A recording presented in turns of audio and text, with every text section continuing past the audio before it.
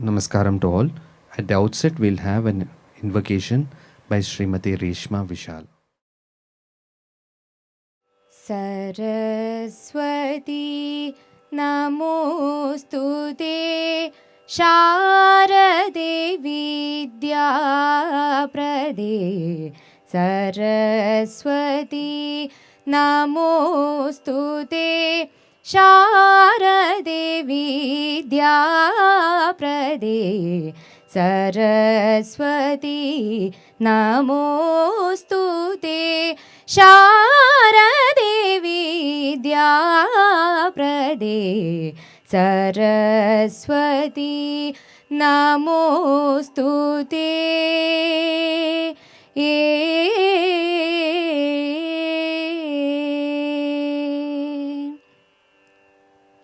Karadrita Veena Pustaka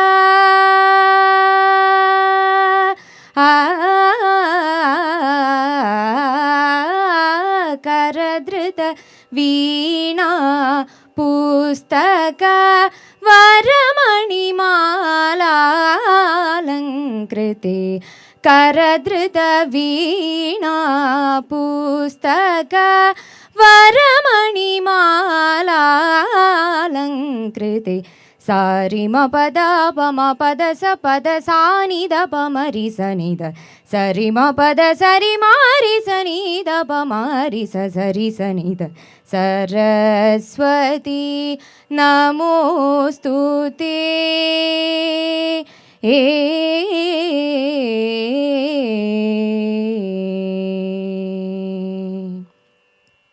Naraharinuta Vidhilalita Navamaniyuta Kambukale Naraharinuta Vidhilalita Navamaniyuta Kambukale Surasevita Padayugale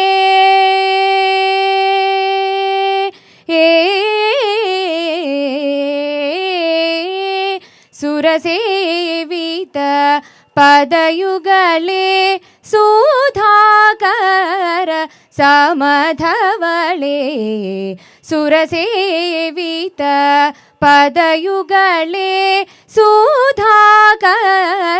Samadhavale Sarima pada pama pada sa pada sanida pamari sanida Sarima pada sari mari sanida pamari sa sari sanida Saraswati Namostute Sharade Vidya Prade Saraswati Namostute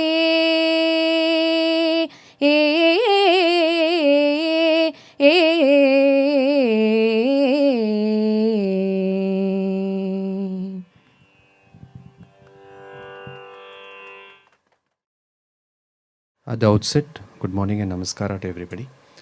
All of you may have wondered what this Shabda Tattva is all about.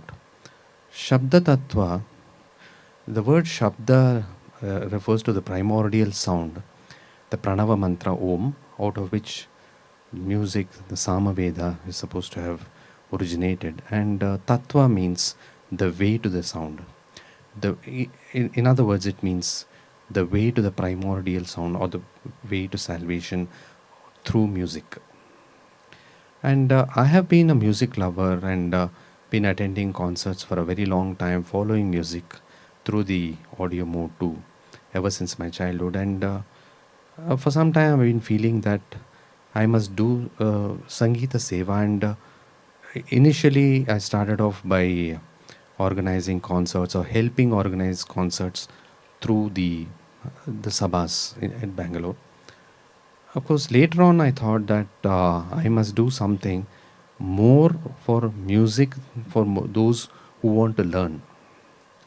And for this, the idea which came to me was it is through leg dems, workshops, thematic programs, and the like, where of course I know that the number of people who will be of course a bit less than what would be in the concert platform. The concerts are mainly for people who are music lovers, rasikas, as well as people who want to know more about music, but then they may not get much of an opportunity there, because there is an entertainment value too.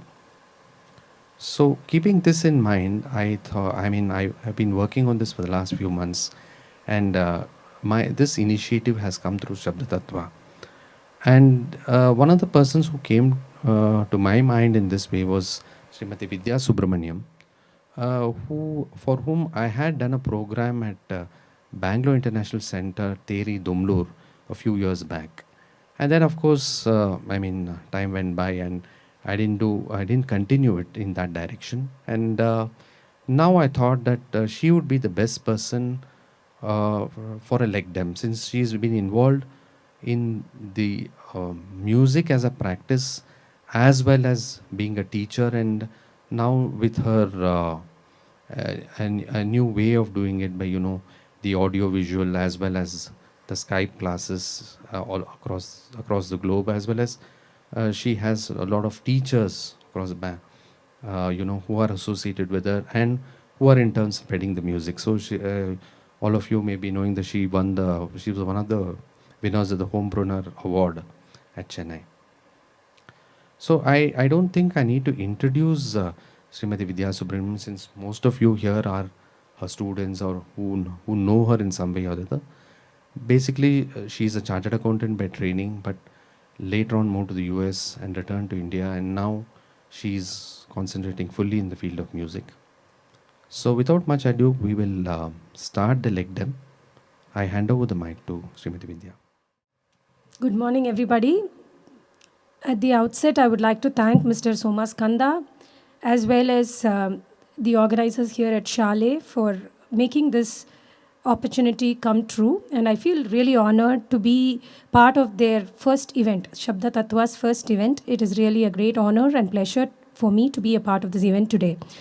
And jumping straight to the topic, Mr. Somaskanda and I brainstormed a variety of topics, and we wanted to choose a couple of topics that will interest a wide variety of music lovers. So before I get started, I wanted to say that some of the things that I may be discussing may be a bit rudimentary for people who have had a lot of training or a lot of listening exposure to Carnatic music, but I have deliberately tried to keep it interesting for people of all levels. So please pardon me if you find some of the things shared to be a bit basic.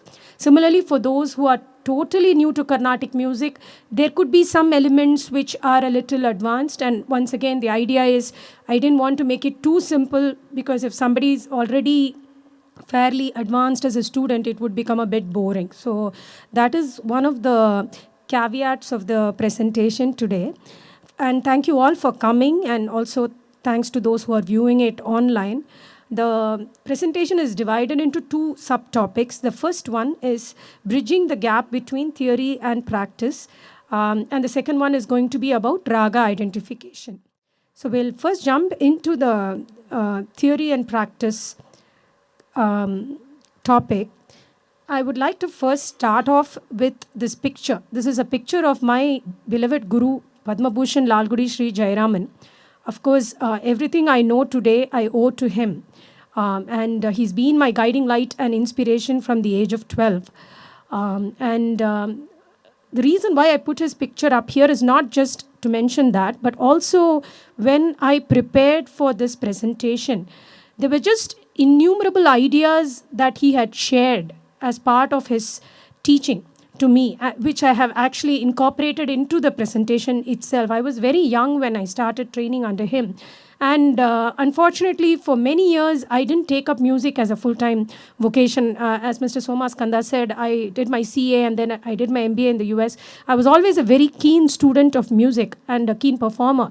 But it was not until my mid to late 20s that I actually decided that this would be my calling. So I feel in hindsight that I could have actually learned much more from my guru had I taken this decision a little earlier in my life. But no regrets. But I wanted to mention that a lot of the ideas that I am sharing today are not my own ideas, but ideas that my guru has shared with me during his classes.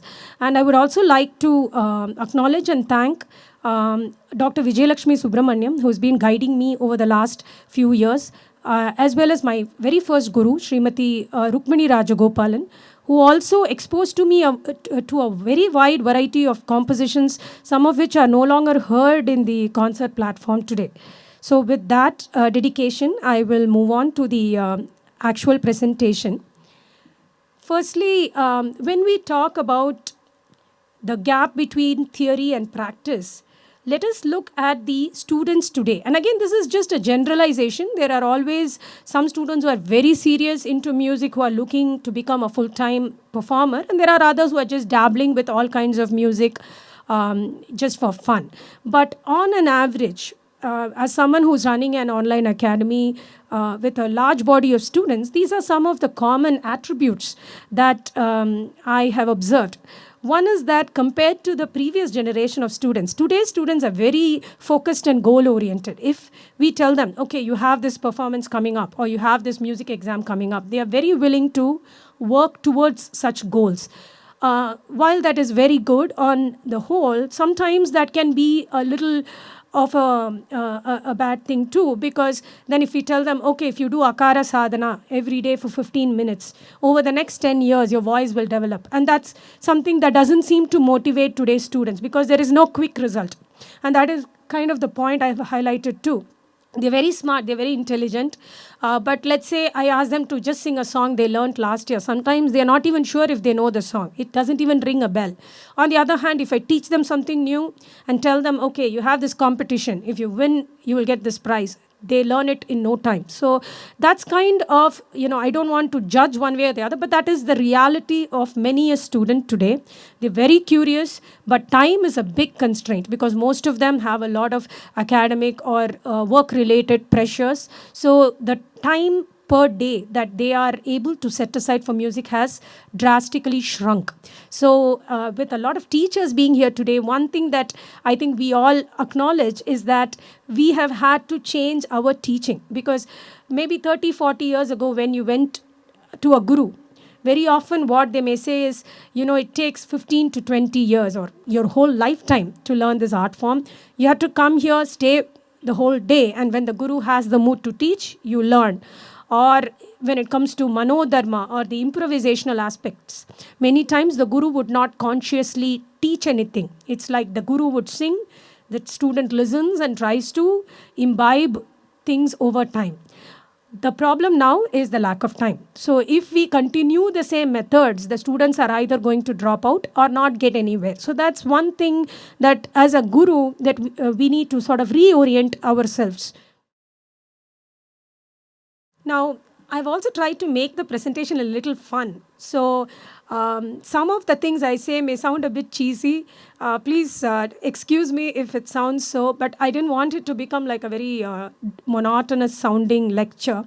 Sometimes when we hear people sing, right, we hear some mistakes or something that is missing from the presentation. And I've just tried to highlight some of these aspects. And very often, the root cause is, again, the gap between their theoretical understanding and what they are able to present.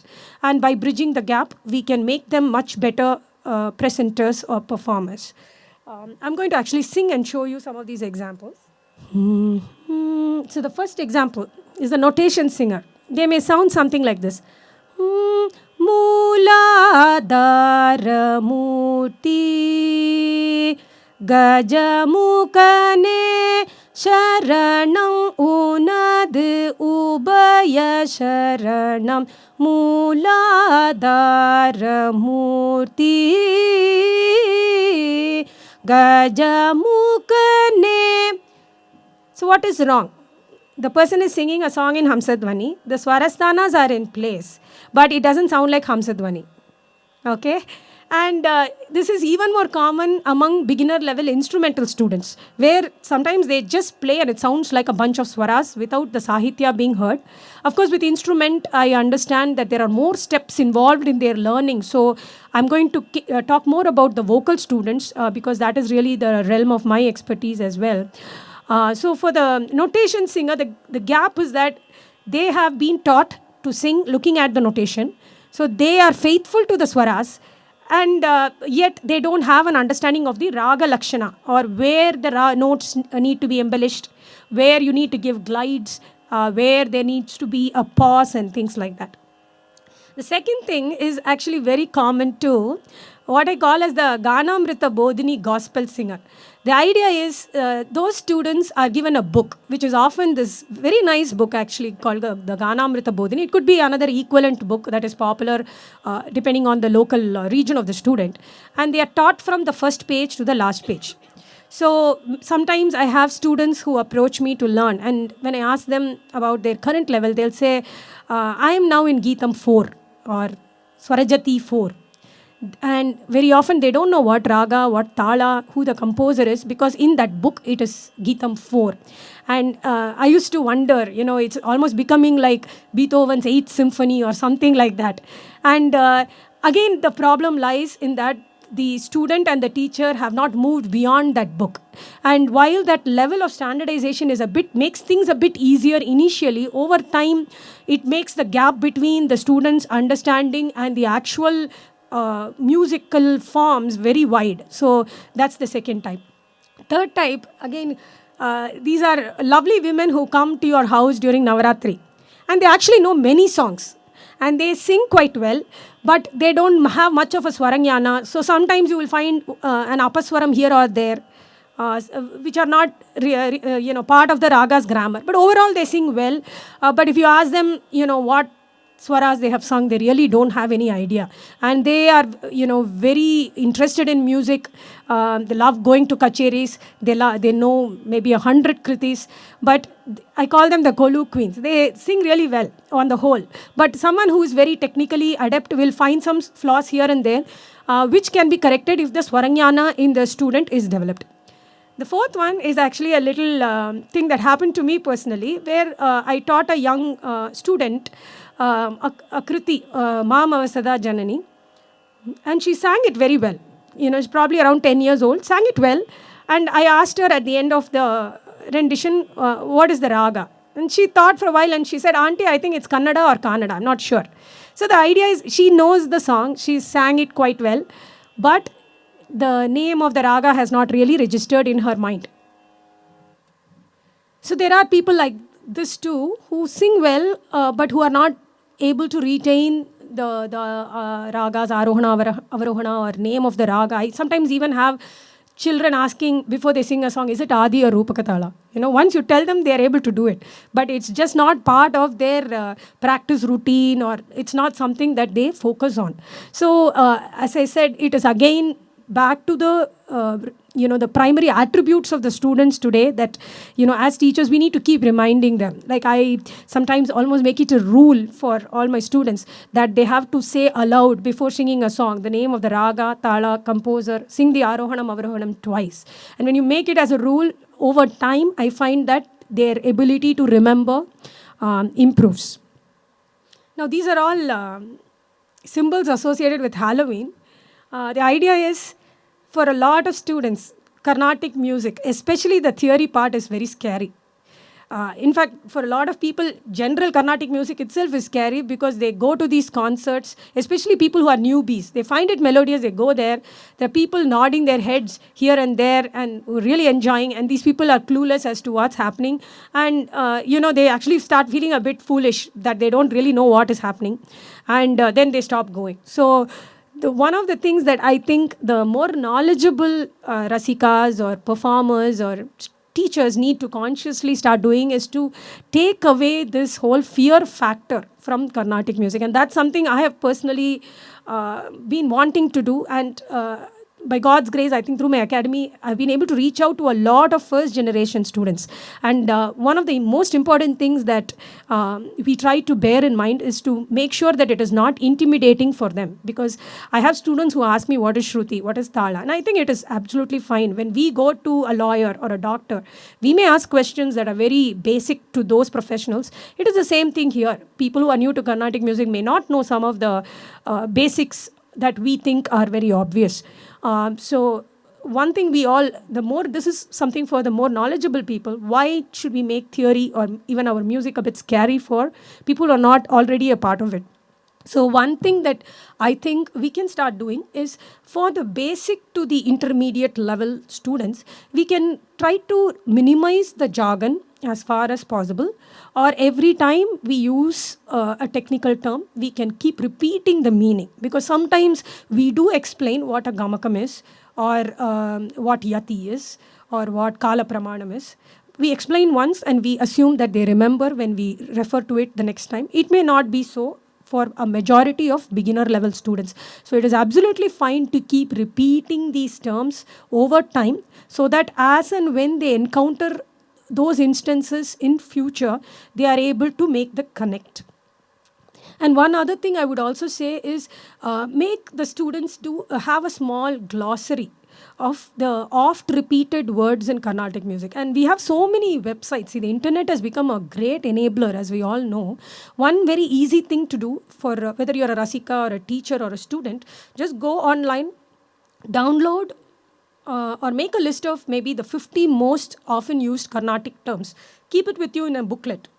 Every time somebody says gamakam or spuritam or whatever it could be, just look up the glossary and see if you can find it. If not, just add the new word to the glossary. That's one way, again, like I said, looking from the lens of today's student, we can make these terms more understandable or approachable. Because back in the past, people didn't need those glossaries because they were ready to devote maybe 50 years or 20 years to get familiar with the terms. And also maybe because they didn't have so many activities, their minds were more deeply attuned to the one or two activities that they chose to dedicate their lives to. So the terms became very intimately familiar in a short span of time, whereas we are spreading ourselves wide these days. So it's a good idea to have documentation. Every time you hear a word again and again, look up the meaning so that it becomes more familiar. Now, as a music student myself, I have to say I'm a first-generation musician in my family. There are many people in my family who go to kacheris, who enjoy music, but nobody has really taken it up as a profession. So when I was young, I used to really get a lot of pleasure in collecting music books with notations and trying to learn from those notations. But it used to actually be very difficult. And I realized that the notations cannot substitute the live learning that one takes from a guru. And even the second best option of learning by oneself has to be done with some kind of an audio or an audio-visual reference. Just by looking at the notation, it's almost next to impossible to understand what the song is about. So this is actually from a very good book, which I have used a lot. But when you look at it, please bear with me, those who don't know Tamil script, because this was actually a good example. It has the script in Devanagari and Tamil. You can see all these very interesting looking signs. There is a triangle. There is one line like this, an X, slant. There is even a W. And of course, there is some kind of a key in this book, which you can look at. But how many students can actually understand by looking at this type of things? Maybe those who are musicologists or college students who are doing MA or BA in music can understand. But I don't have a single diploma in music. All my learning has been from my gurus. And as someone who has devoted time to the practical study of music, I find this very difficult to understand. So I would like to move on to, this is my guru, Lalgudi sir's handwritten notation in Tamil.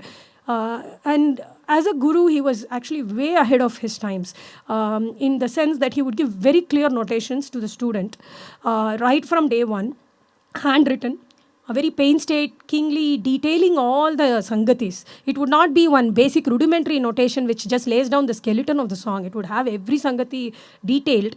And he would also ensure that the student mastered each and every sangati without sacrificing the raga bhava. Coming back to the notation singer, one question I have, I hear from a lot of people when I say it's a good idea to learn with notation, they ask me, oh, won't that mean that the child will not learn the gamakam properly? And it is a very valid question, because if the teacher doesn't pay attention to the gamakam, the child could become like that notation singer. So it is very important that when we teach with the gamakam, the student still realizes that the raga, lakshana, or the form of the ragam is supreme. That the notation is a tool or a skeletal way of understanding the form. The notation cannot be the be-all and end-all. And why I wanted to highlight this notation is to show you all how the gamakams have been drawn in a very simple and intuitive way, just through curves which show where the swaras are coming from. I'm actually going to sing just these couple of sangatis. This is the well-known Tyagaraja Kriti Yeta Unara in Kalyani Ragam.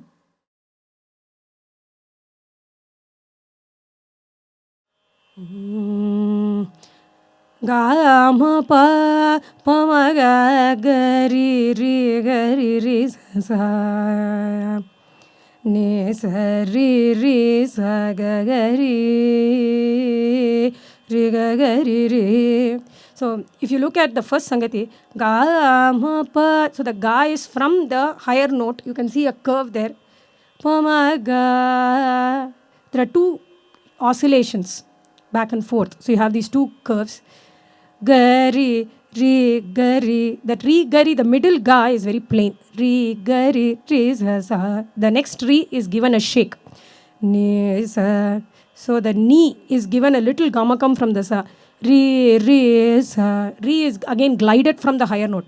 Ga, gari. The ga is taken from the lower note. So, ye ta wo na ra ne la ka da ni ko. So, the idea is when you give a notation, it actually helps the student a lot, because it helps them understand the swaras much more intimately than a situation where no swaras are given. And I can say that from personal understanding. Here again, I see that students are of two broad categories. One is people who have an inborn swaranyana. If you tell them a tune, maybe in 3 to 6 months of training, they already know what swara is there underlying the tune. Second category are people like me, who took a long time to develop swaranyana. I didn't learn any instrument also. So I had to really work at my swaranyanam, trying to, almost do like every time hear someone else singing, then do like a trial and error. Is it sarigama or rigamapa? And then over time, many years, I realized how to understand. It took my brain a long time. And why I'm mentioning this is, it's never too late to start trying, because I find that this swaranyanam development is a problem, or it's a stumbling block for maybe 70 to 80% of students who are actually good. They sing well, they have good voices, but they get a bit scared because they make mistakes while trying to identify swaras. And I find that by teaching with a detailed notation, explaining to the student that it is okay to go wrong while trying to identify swaras, a guru can gently help the student make progress. Because when a student has a well-developed swaranyana, I find that they are much more confident in about every aspect there is to music, whether it is performance of a composition, manodharma, or coming to even the second topic that we are going to talk about, the raga identification. Because students who don't have swaranyana struggle much more when it comes to trying to identify ragas.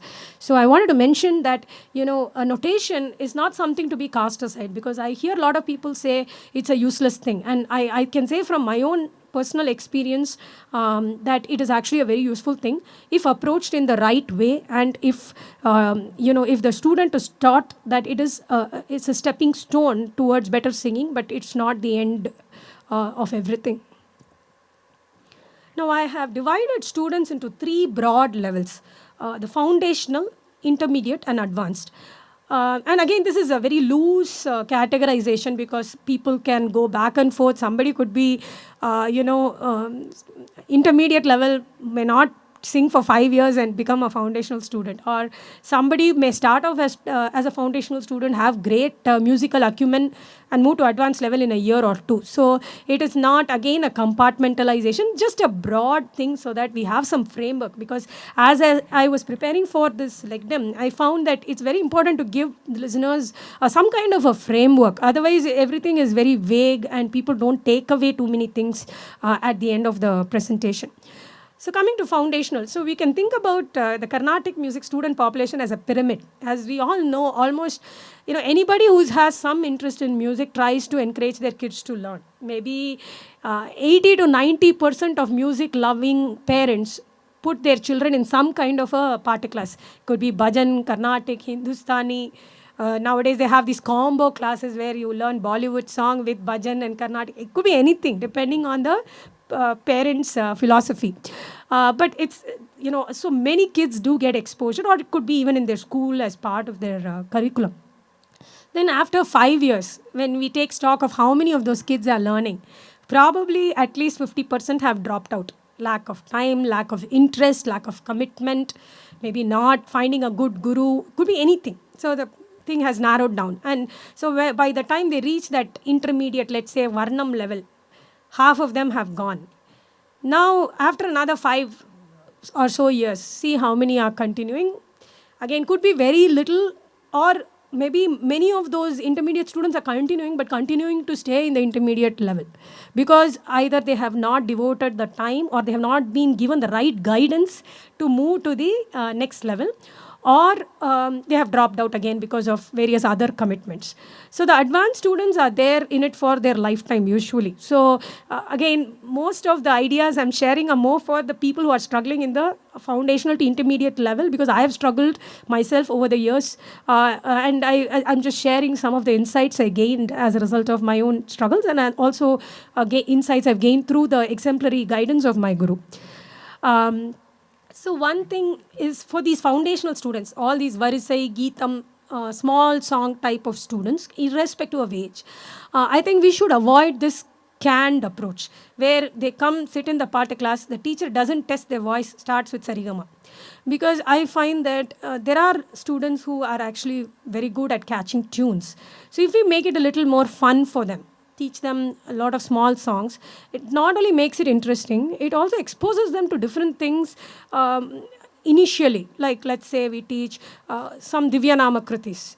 It could be like Tyagaraja's Kriti, Gata Moha in Shankarabharanam. It could be taught in the first class. And what does the student learn from it? There is a person called Saint Tyagaraja. There is a talam called Rupaka Talam, which is a 3-beat cycle. There is a ragam called Shankarabharanam, which is, you can also mention it is 29th Mela Karta Ragam. Maybe give a little introduction to Mela Karta or the 72 parent scales as you teach. And this is sung in Madhyama Shruti, which means you're shifting up your notes by 4 so that it sounds bright, because the song has a small range. It is in a form called a Kirtana, which has typically 2 segments, the Pallavi or the refrain, and then multiple charanas, which are all sung in the same tune. And then it is a song on Lord Rama. So and many more things can be shared. So why I'm mentioning this is that on day 1, let's say a teacher introduces the student to this song Gata Moha and gives him or her an overview of all these little things. The teachers are already imparted so much of theory to the student without making the student even realize that it is something theoretical. So today's student, again, we have to look at things in the context of today's student. When you tell a child, okay, about, there was this great composer, Saint Tyagaraja, he's composed hundreds and hundreds of kritis, you're going to learn one of them, they get really pepped up and excited. And chances are, out of 5, one student may even do a Google search on Saint Tyagaraja, learn about him, and get even more excited and motivated to learn Carnatic music.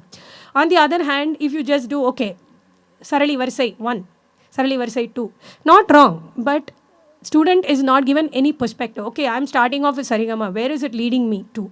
What am I going to do with this? So these questions, today's student with the questioning mind often asks, okay, now if I'm in Sarigama, when am I going to be singing the songs? And if the parent says, just 3 years, 3 years is too long, they are not going to wait. So one thing we can do is do things in a parallel approach. And this is not something I'm innovating. Many good gurus have done it over years and years, but there are also a lot of gurus who still follow this compartment approach. So it's something for us to think about, whether we are incorporating this kind of parallel processing approach where you go back and forth, maybe teach 20 minutes of small songs, teach some versais.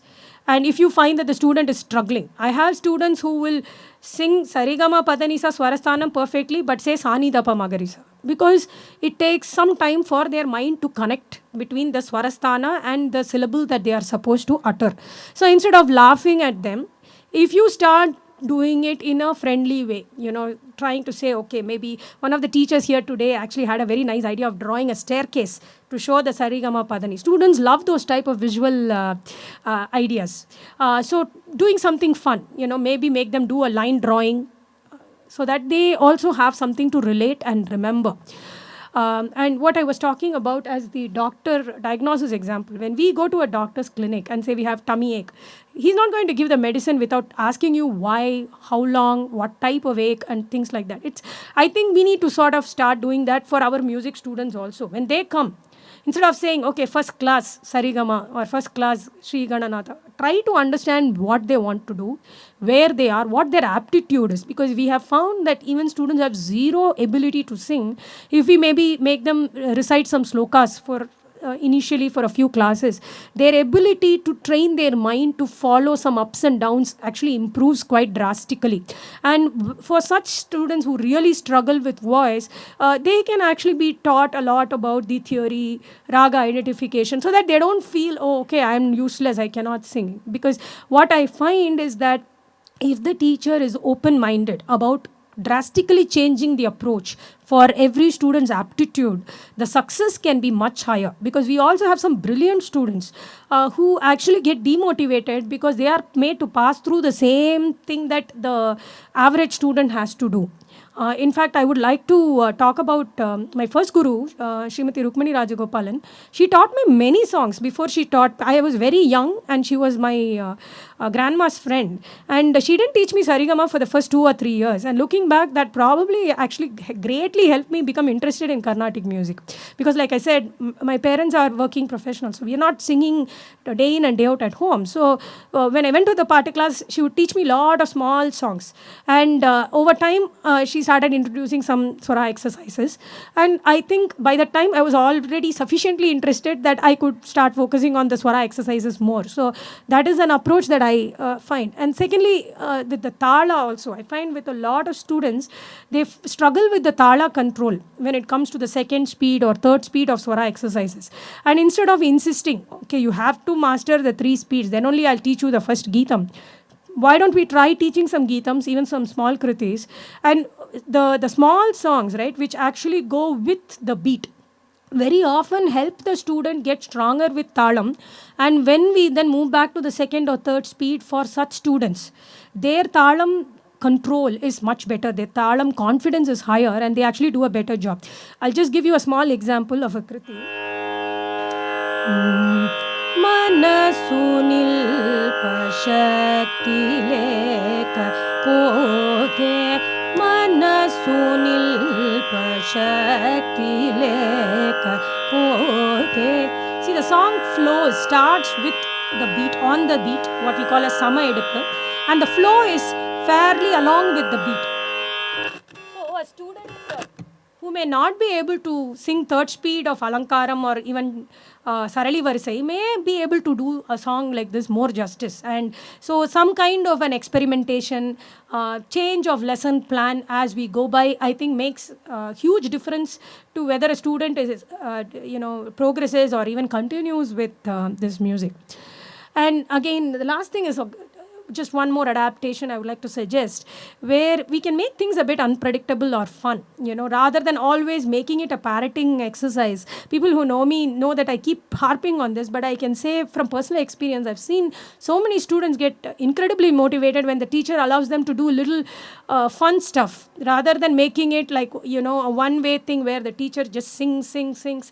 Just make it a little more fun. Like, very simple example, you teach a notice swaram and say, okay, this is a Muthuswami Dikshitar composition. And his mudra or signature term is Guru Guha. Let's say the kids are aged between 5 and 8. You can tell them, when you hear that word Guru Guha, raise your hand. You will see how much the participation level goes up, because the kids like to do such things. And then to move it to the next level, you can say, okay, I'm going to sing another Muthuswami Dikshitar composition now. It's a big song. You guys are not yet ready for it, but you will hear the same word and you can ask them what that mudra word is. And that's one way of making them understand the theory in a very fun way. Say, okay, Dikshitar's mudra is Guru Guha. And when I hear that magic word in the song, chances are that it is his composition. So you can sing an advanced composition, can be Sundareshwaraya Namaste, Akshaya Linga Vibho.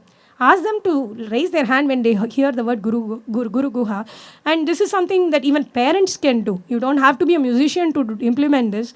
When we play songs at home, and again, coming back to the enabling ability of the internet, just incredible wealth of music out there, which has really become a game changer. It's no longer hard to hear concerts. Of course, it's a different topic altogether, whether the internet can be a substitute for actually attending the concert and getting inspired. Probably not. But for a lot of time-constrained people, it is better than nothing, definitely. So play a concert and say, okay, looks like he's going to sing a Dikshitar Kriti now. When you hear that word, try raising your hand. So at the very least, your child has started associating that mudra with the composer, and the child is also motivated to actually listen to some segment of a concert. And this kind of bridging can happen in a gradual and student-friendly way. That is very important, because when we say, okay, in my class, if you are attending, you have to write a theory exam, may not work for many students, because again that fear factor will come into play. Now, coming to some of the ideas, how does one develop the proficiency in theory in a beginner level student? Again, when I say theory, I'm only talking about theory that is useful for practical performance of Carnatic music. Again, people who are musicologists or are aspiring to be musicologists may have a completely different take on this, because there is an incredible wealth of Carnatic music theory which is not used in the practice. And I think it is fantastic that there are people who are researching on it, trying to understand what ancient music texts had to say. And while that is fabulous, I think, again, we are talking about a majority of the students for whom music is a great hobby, but not necessarily their full-time vocation. One thing I would like to mention, this is more geared for students and their families, that when the teacher repeats, nowadays I find that there is a lot of reservation among parents.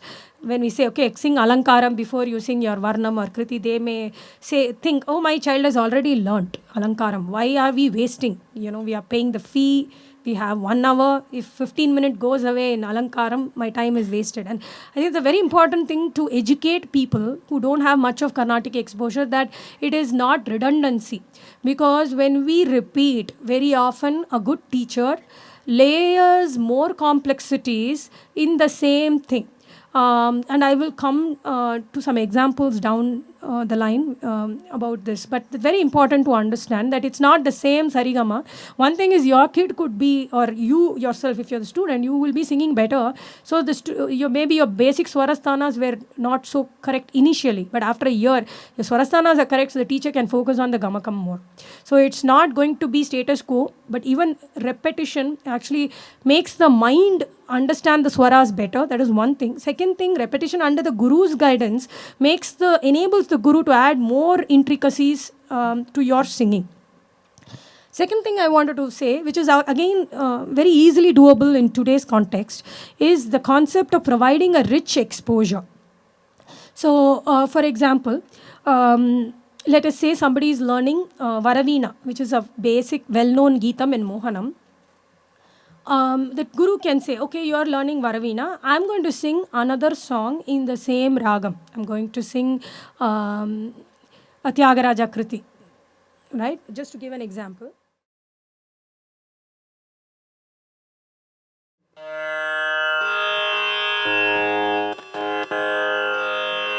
Varavina Mridupani. So student has sung that song. Now, Yevaru Rani Novena Gati Ma 50% of the students, they may hear some similarity. 50% may not feel any similarity whatsoever. But it's still okay. Back to back. If we teach a small song, giving them exposure to some other big songs, so they at least know the existence of this big song in the same ragam. And like I said, in addition to the guided listening, giving them some tala practice. So you can say, okay, you are learning this Varavina, which is in Rupaka Talam. This Yavarura is in a very advanced talam. We put in these little buzzwords, advanced. You're really progressing. Students feel pepped up, So say, okay, you're not quite ready to sing this song, but you can practice the talam. This is a 7-beat cycle. It's an odd number. It's a prime number. Make it relatable to what they do in school or what they hear in the outside world, and their chances are they're going to jump on it and actually attempt it. So tala practice. And why I mentioned this tala practice, that is where somebody else is singing and all you're doing is practicing the talam, is important, is because very often when a new tala is introduced, like especially these chapu talas, which have a count of 5 or 7, I find that students who have progressed well till that point actually start getting jittery, because it's an odd number, like I said. So they feel, oh, okay, I don't think I can control my talam because the beats are not even. Like you take Kanda Chapu, takka, takkitta, takka, takkitta. You have one beat which is half the duration of the remaining 2. Similarly, Mishra Chapu, takkitta, takka, dimmi. Suddenly it seems that your parameters have changed, and that can be intimidating. So instead of doing it that way, if the parent or the teacher, as the case may be, has made the child practice Misra Chapu or Kanda Chapu by just listening to another person's performance, then the child is not going to feel that it's a big jump up. The next point I would like to highlight is the importance of gamakam. So firstly, what is gamakam? In a very simple layman parlance, it's a way of beautifying or embellishing a note. Okay, and it is also, my guru used to say, Lalgudi sir used to say, doesn't mean that you have to keep shaking every note at every possible opportunity. There are ragas where the plain notes add a lot of value. Even in a given raga, sometimes giving a note plain, sometimes giving some oscillation or glide adds a lot of value.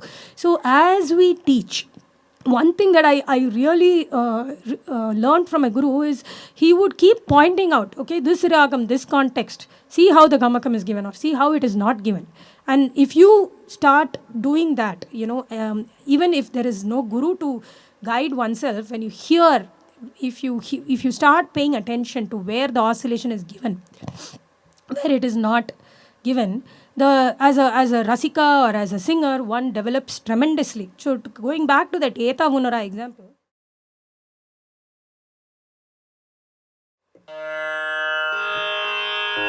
Eta Vunara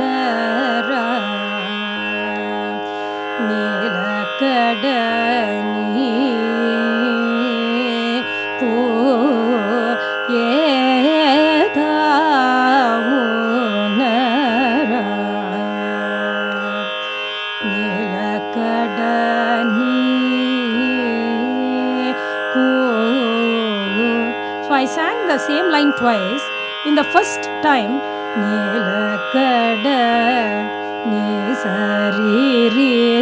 I'm giving a shake to the re. Second one, re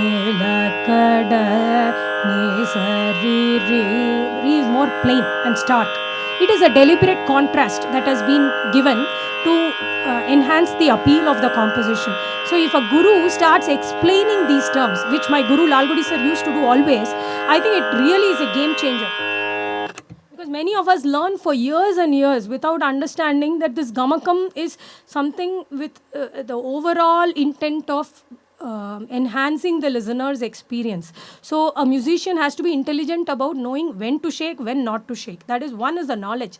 Second, coming to the practical thing. Many times we start getting the knowledge, like all the great gurus used to say, it comes to us over time. But by the time we are 45 years old, maybe, the voice no longer cooperates. We want to stop shaking, but since you are not trained from an early age, it continues to shake. So that's why I feel strongly that the gap has to be bridged when it is early, not too late, because if you learn for 25 years and suddenly you realize that you're shaking your notes too much, your brain may give you the warning signs, but your voice or the vocal cords may not cooperate. So it's always a good idea to be aware of all these little things from the get-go.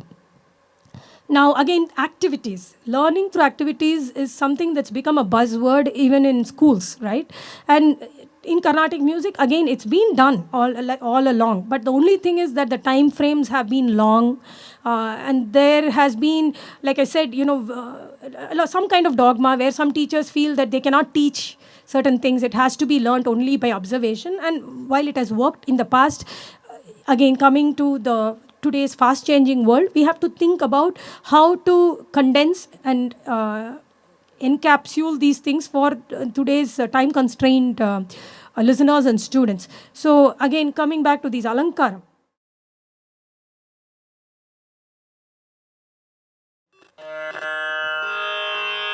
This is again very, very simple, and I'm sure many teachers are already doing this, but just for those who have learnt in the very compartmentalized approach, could be some food for thought. So you take the Jampatalam Alankaram.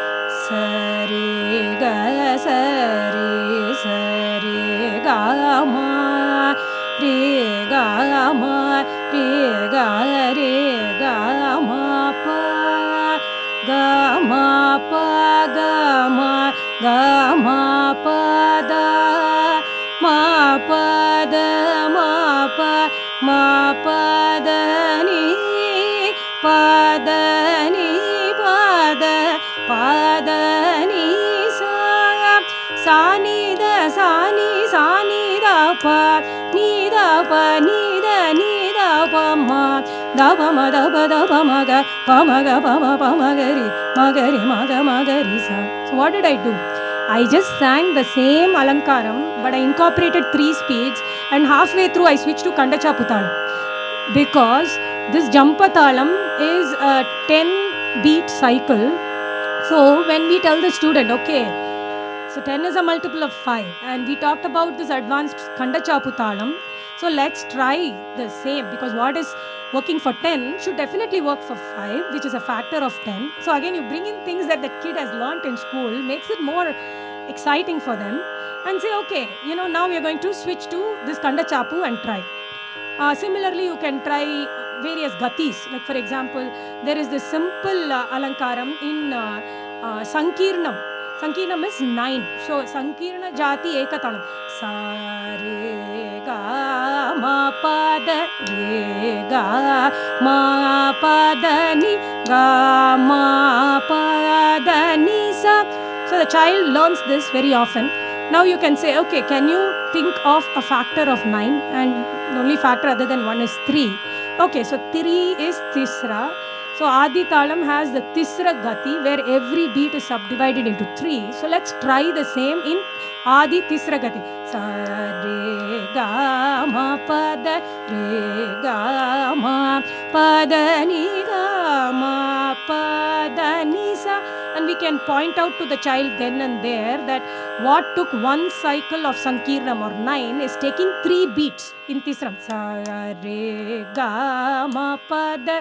3 beats. 3 times 3 is 9, and that is why we get that linkage. So here we are removing the fear factor through concrete ways. Instead of just saying, oh, you can do it, you can get it, then it's not concrete anymore. Make it as practicable as possible. Similarly, the student can be given a broad exposure by hearing, where the teacher says, okay, I'm going to sing this song. You try to tell me the talam, you try to tell me where in the talam, what we call as the edup. Is it on the beat, after the beat, or even before the beat? Identify the jati, identify the gati or the subdivision.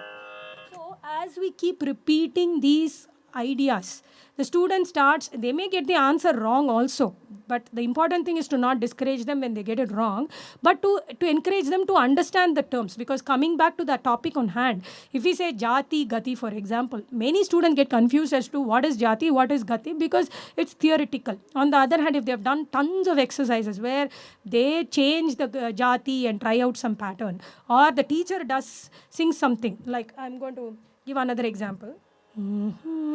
नवरत्नमालिनी नतजनपालिनी नमाम्यहं निजगुरुगुहाद्याराधिनी. This is a Muthuswami Dikshitar composition. What is a little unusual is the talam here, because it is Kanda Jati Ekatalam. Kanda means 5. So you have a clap with 4 finger counts. So for a lot of students, it is possible that they have not learnt anything in Kanda Jati. So you can say, okay, I am going to sing this new song in this new talam. You identify the jati, you identify the composer because you will hear the mudra part of it, and then possibly try to identify the ragam, things like that. So where you're layering in some theory elements as part of guided listening, it could be part of a class, it could be a separate session, many ways of doing it. And like I said, for guided listening, if one has a lot of listening exposure, one can guide others even if you're not able to sing yourself. Now coming back to the visual aids, this is something which helped me tremendously when I was a student. For a lot of in a lot of books, I used to find something being written as Re 1, Re 2, and what is given as Re 2 in one book could be Chatushruti Rishabham. In another book, it could be some other thing. For Chatushruti Rishabham is not a good example. I would give you Ga 1. Ga 1 in some books is given as Shuddha Gandharam. In some books, it means Sadharana Gandharam. As a result of these kind of lack of uniformity, many students get really confused about where the Swarasthanas are. They know in the back of their mind, the teachers told them 3 possibilities for Re, 3 for Ga, 2 for Ma, but they don't know. When somebody says Sadharana Gandharam, they don't know where it is in the relative to the Sa, So this is a line drawing I drew for myself when I was a student, because completely I was confused at some point, because I had this Varnam book which always would say Ga 1 for Sadharana Gandharam, and many teachers would say Ga 1 is Shuddha Gandharam. So I decided I'll follow the modern method. I will write down, and all the Vivadi Swaras I wrote down in red, so that I know that it is the same Swarasthana as the other note. So these kind of visual drawings, and I shared this with many of my own students, and they told me, oh wow, this is something that I was totally confused about in so many years. And I realized that these kind of practical things, right, small visual aids, can actually make things demystified to many students very quickly. Now, Manodharma. Again, I'm talking about the foundational people here. I think I need to move up the tempo of my presentation. But what I want to say is Manodharma is the improvisational aspect of Carnatic music. And many times we keep telling students you have to learn for 10 years before you're ready for Manodharma. And like again, coming back to the pyramid, most have already dropped out by that time. So one way we can change students' interest level or commitment even is by incorporating small introduction or a very subtle introduction to Manodharma even at the foundational stage. Again, nothing that is my own innovation, but just a compilation of some of the ideas I have seen people do. For example, Audava Shadava patterns. You introduce a student to Mohanam Geetam, you tell them the Arohanam Avarohanam, and you tell them sa re ga pa da re ga pa da sa. So that's a 5-note pattern. What could be the next one? Make the student guess. Try with different Audava ragas. Then introduce Shadava ragas, which are 6-note ragams. Taking Sri Ranjani as an example. Sa re ga ma da re ga ma da ni. What could be the next one? Things like that. The next idea is Swara identification. Again, coming back to Mohanam, the student has learnt Geetam, and they have tried these patterns, and you tell them, tell me the Swaram. You may have sung Gapa Dasa, student may say Sari Gapa. It doesn't mean that you should get offended, but correct them. Over time, at least you can understand, the student realizes your voice is going up. You have sung 4 notes in succession. Those are little things that contribute to the student's knowledge base. So even if the actual swara they sing is wrong, if they sing it in the right tune, the fact is that they have understood that you have gone from a lower to a higher note, successive notes, 4 notes. All those things play a big role in the long term. Another activity that again one of the teachers in my team suggested to me, which I think is a really fun activity, given that I have a 10-year-old and I've been trying with her and she loves it. One is, you sing Mohanam. Sa re ga pa re ga pa da ga pa da sa. Then you tell the student, I think I made a mistake. What is it? And they get really excited about it, especially with kids. When the teacher or a grown-up makes a mistake, it is the most exciting moment for them, and they immediately jump in and say, your da was wrong, it's too low. And why is that important? One is it boosts the students' confidence. Second thing is that they have started paying attention to the swarasthana, and then they have started understanding that Mohanam has higher da, whereas the singer has sung the lower da. So theoretically, that point you can jump in and say, oh yeah, I sang Shuddha Daivatam instead of Chatushruti Daivatam. You introduce the jargon slowly, in a gentle way.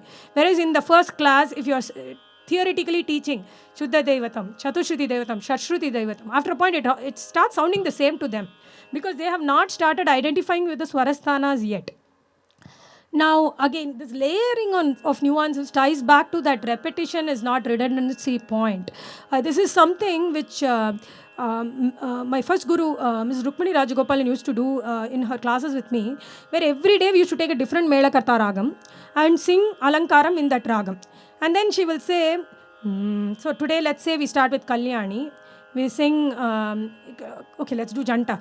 Sa sa re re ga ga ma ma re re ga ga ma ma pa pa ga ga ma ma pa pa da da ma ma pa pa da da ni ni pa pa da da ni ni sa sa. We sing one pattern. Then she'll say, okay, change the Daivatam, lower the Daivatam. What raga do you get? If it's something we have learnt before, we may know that it is Latangi, or may not know the name. Then she would say, look up the list of Melakarta. Find out the ragam which has all the swaras the same as Kalyani with lower da. Children love doing all this kind of work. They'll look up and say, oh, it's Latangi. See, it is next to Kalyani in the Mela scheme. See how it is ordered. So that's a practical approach, where the student actually sees why it is important to have that order, rather than making them just mug up the list or write an exam. Again, I'm not against exams. Exams do play their own role, but this is one way of doing it in a student-friendly way. So next exercise, sa sa re re ga ga re re, sa sa re re ga ga ma ma re re ga ga ma ma ga ga re re ga ga ma ma pa pa ga ga ma ma pa pa ma ma ga ga ma ma pa pa da da. See, already the Daivatam has changed. It's become Latangi. So adding in. So when we repeat the Alankaram or Janta Varse, as in this case, rather than making it a boring Maya Malava Gaule every time, try something. And even one other thing I've found with some students is when they start out, they struggle with Maya Malava Gaule, but they sing Shankarabharanam better. So it's absolutely fine. If that student is able to pick up Shankarabharanam, let them learn everything in Shankarabharanam, then try Maya Malava Gaule. So that is again the customization aspect that I was talking about. And coming back to the layering, okay, the student has now learned Latangi. Now switch one more swaram, make it Shuddha Madhyamam. Sa sa re re ga sa re ga, sa sa re re ga ga ma ma re re ga ga ma re ga ma re re ga ga ma ma pa pa ga ga ma ma pa ga ma pa ga ga ma ma pa pa da da ma ma pa pa da ma pa da ma ma pa pa da da ni ni. So now the student has understood about switching from Prati Madhyamam to Shuddha Madhyamam quickly.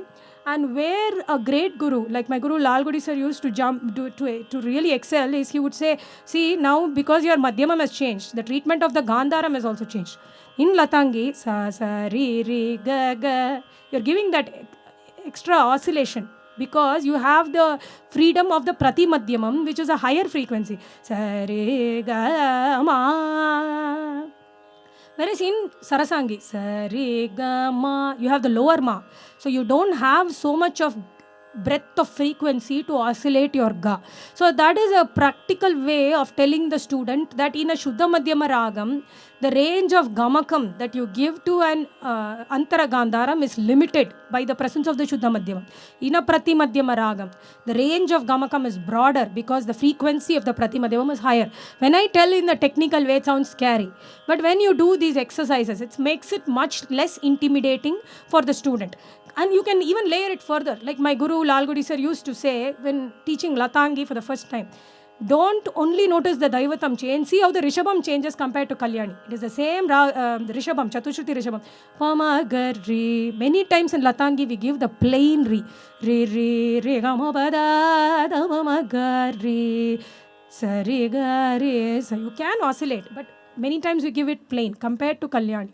And because he gave those nuggets of information in a practical way, I am able to remember after 20 plus years. So that approach, I think, makes a huge difference rather than in a textbook type of approach where, you sort of read some books, then the class is just a singing class. Now coming to the intermediate level. So somebody has crossed, they've been there in the music class for 3 years or whatever number of years it takes, and they reach the Varnam stage.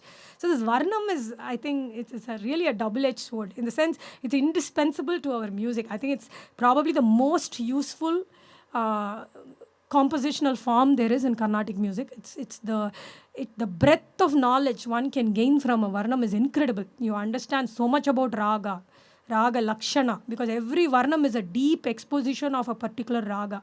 You learn about Tala control, because many times Varnams are first taught in slow speed, what we call as Rendu Kalai in Tamil. Every beat is done twice. Student really masters sustaining slow tempo. Then they are taught to double the tempo. They can be taught Tisra Gati. You can learn Akaram singing. You can learn Tanam singing through Varnam. You can learn ideas for Kalpanaswaram singing. So many things can be done. But then you will find many students zone out when it comes to practicing and learning Varnam, because they feel it's very long, dry, scary. So one thing that a teacher can do is first explain why we learn Varnam, because as part of what we call as the Sabha Ganam or performance arena, Varnam is not given much importance. We sing it in the beginning of a concert and we are done with it.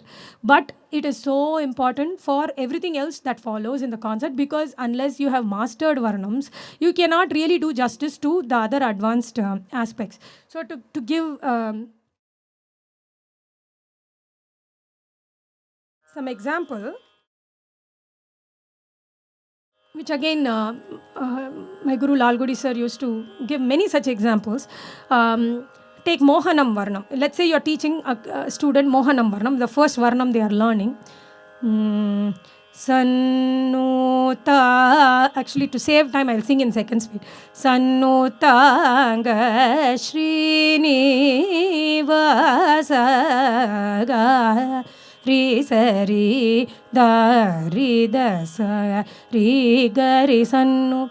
So the idea of the first Chittaswaram in many Varnams is to get students strong with what we call as the Karvai, or the duration of notes. You will have 6s, 4s, 5s, various durations, which can be a bit challenging for students. So you can give them parallels. Okay, this is a common structural attribute of a Varnam. So to give an advanced or a Padavarnam, my Guru's Charukesi Varnam. குழலூதும் அழகா கண்ணா குறை தீராயோ மாப்ப தமா பக மரிக சரிக. So this is the first charanam of the Charukesi Varnam. Here again the student can observe that there are various karvais, notes of varying durations. So student understands, okay, this is a common thread across many Varnams. Now second Chittaswaram of Mohanam Varnam. Ga gari gari sari ga ga pa da da sari ga ga ga da pa gari ga ga sa da pa gari sannu. So this is introduction to the concept of Sarvalagu, where the swaras flow with the beat. Tam ta ta dingina tom tam ta. So every cycle, the whole cycle is divided into 4 quadrants, and in every quadrant you have the same rhythmic pattern that is being repeated. Tam ta ta dingina tom tam ta ta dingina tom ta ta pa da sari ga ga ga da pa ga ri ga ga. So same pattern is repeated, and we can tell the student why is this done, because at some point when you become an advanced student and try to sing Kalpanaswaram, you are going to sing these kind of Kalpanaswarams too. And when the student realizes, okay, this is a stepping stone for better performance or better singing, then they are more motivated to learn the same Varnam. Similarly, the third Chittaswaram, again I will go back to the Charu Kesi Varnam. Padani Padama Padama Pagamani Dabama Rigama Riga Sariga Saridani Sarigama Dabamani Dabasani Darisani Garisa Dani Sagari Padani Risa Gama Pani Dariga Kuraludum. So, my guru used to say, in many varnams, you will find that the third Chittaswaram, or the last but one, because sometimes there can be more than 4 in a varnam, it can be all these single note patterns. Like going to another varnam, for example, Dani Painena Runahi Veda Dani Damagari Damagari Sadamagari Sagari Sani Dari Sani Dapada Sari Mapada Mapada Sani Dari Sani Dapa Dasariga Dasari Pada Samapada Gari Sani Dabamada. So again, 2 different varnams by different composers having the single note pattern can be a practical demonstration to the student, saying one is it develops your breath control, you're continuously singing these swaras for 2 to 3 avartanams. Second thing, in a Kalpana Swaram session, there will be some swaras which have karvais, some will have sarva lagu, some will have no karvai, all continuous rendition like the third Chittaswaram. Fourth one, Sari Sani Da Pamagari Sada Sa Pamada Panida Pamabada. So the idea is you sustain a note and then you come back to the lower shadjam. So this is another technique which can be used in the later Kalpana Swarams of your session. So when the student realizes that this Varnam is so important, then chances of dropping out or losing interest in Varnam will diminish greatly. Another example, Kriti versus Kirtana. This is a question that I have had in the past, which many people continue to have. It's an academic difference today, largely. Kriti being a later development, more advanced, with many embellishments to each line, which are called the Sangatis. You have the Pallavi, Anupallavi typically going up or in a different tune. Charanam, sophisticated, different tune. Kirtana is older compositions. You have all these Purandaradasa, or even Tyagaraja has composed many Kirtanas. Pallavi with same type of Charanam, not much of Sangati. Idea is it is conducive for group singing or for beginners to learn and get familiar with the ragam. So coming back to the same Gatamoha example, you tell them this is a small Kirtana by Saint Tyagaraja in Shankarabharanam. Now I am going to sing another complicated Kriti. Yenduku pedalaya vale buddhi yavu. So you are telling the student, okay, this is in Rendu Kalai. See, you learned Shankarabharanam Varnam. Now you are hearing a Kriti in Rendu Kalai Aditalam.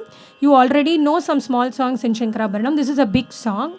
And why is it a Kriti? See how so many Sangatis have been layered in. The Anupallavi is different. The Charanam is more complex Charanam. Things like that, where you can practically explain terminology.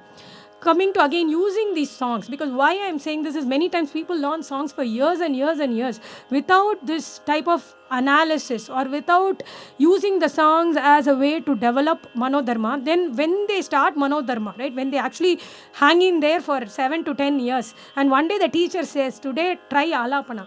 Student is blank. They don't know where to start. They often say, I'm not ready. The reason is not because they are not talented or not ready, because they have not developed or cultivated the thinking skills in the right direction. And like I said, both the guru, the student, and sometimes in case of young students' family also has a role to play in all these things. So rather than saying, okay, Manodharma is one capstone, if you do this for so many years, suddenly you will get that enlightenment. Including it in every level at every possible in every possible way will make it less scary or make it higher, that make the chances higher that the student will actually succeed in becoming good at Manodharma.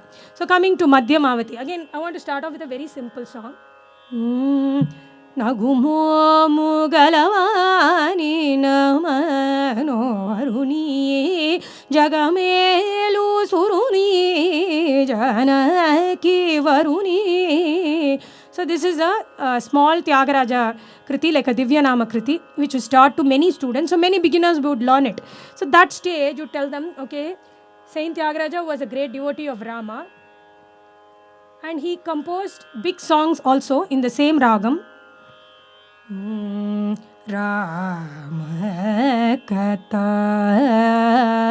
Sudha Rasapanamu Okaya Rajamu Seyune.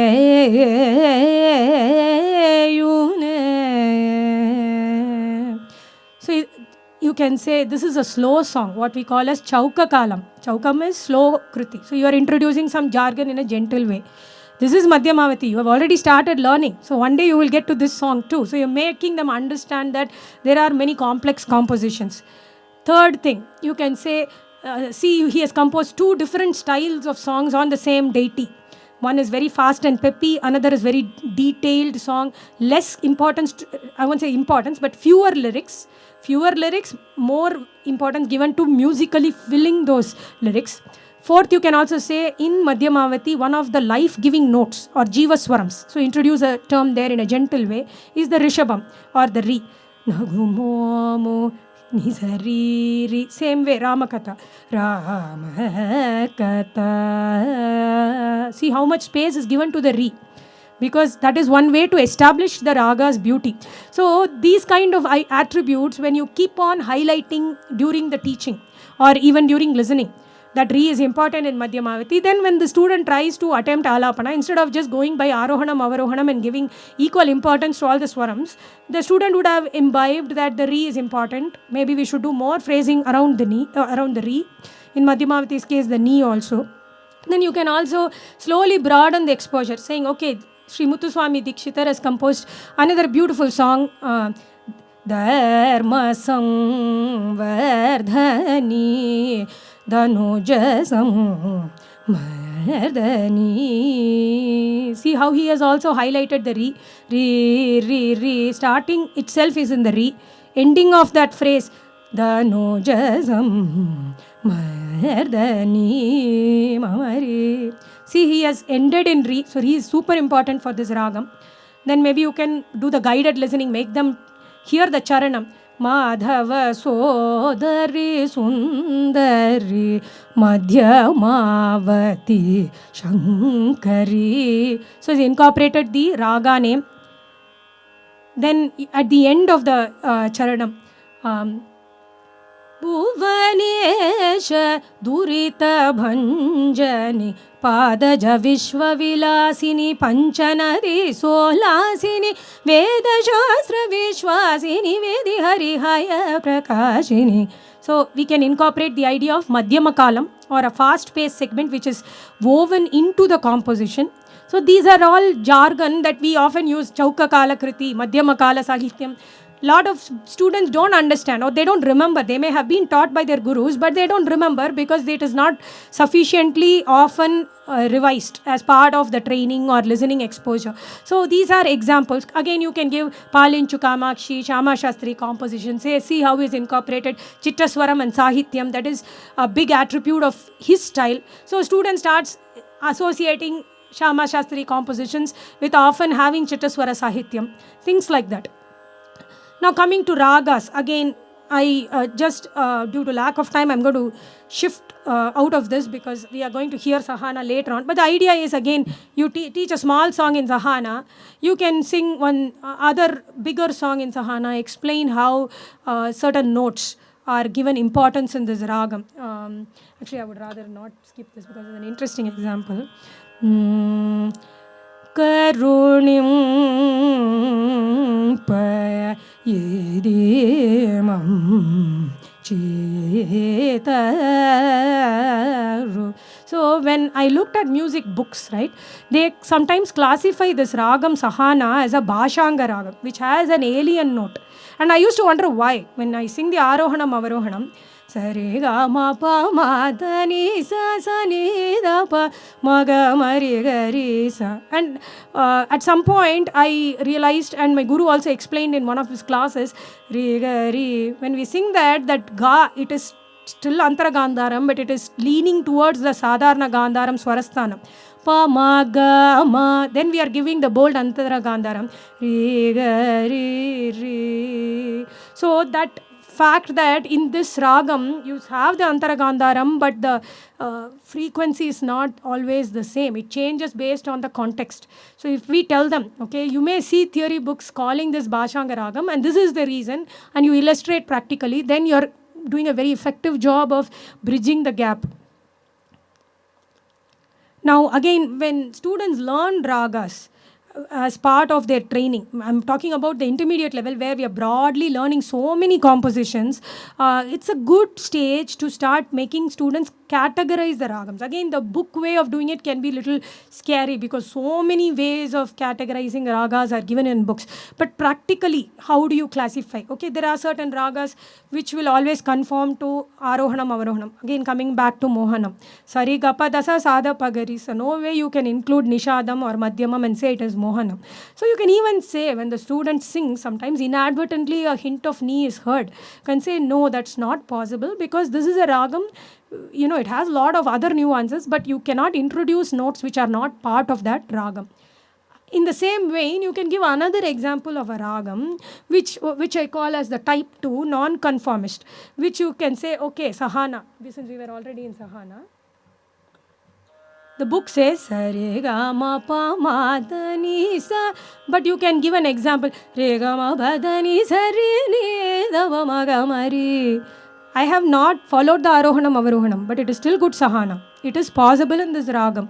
So you can give them an example of a composition where this comes and tells them that this is not wrong. And this is becoming increasingly important today because we are becoming more worried about being accurate, rational. So I actually had a parent call me some time back saying that this teacher is teaching wrong because he's teaching this ragam where the Arohanam, Avarohanam in the website is this something. And he is giving something which is not following that Arohanam, Avarohanam. And then I had to tell her, of course, the parent had the best of intentions for her child. I had to tell her Arohanam, Avarohanam is not the beyond and end all in Carnatic music. There are many ragams where there will be exceptions. And once I explained, she understood. But the fact is, she may have thought that the teacher is a terrible teacher and not expressed to me. I think it was good that she actually expressed and I could clarify. But we have to make students aware that there are these non-conformist ragas. There are these highly evolved ragams which you cannot even describe Arohanam, Avarohanam. Classic example, Deva Gandhari. You look at the book, it will have many, very often same Arohanam, Avarohanam as Arabi. Many books have the same, Sari Mapa Dasa, Sani Dapa Magarisa. But the many times,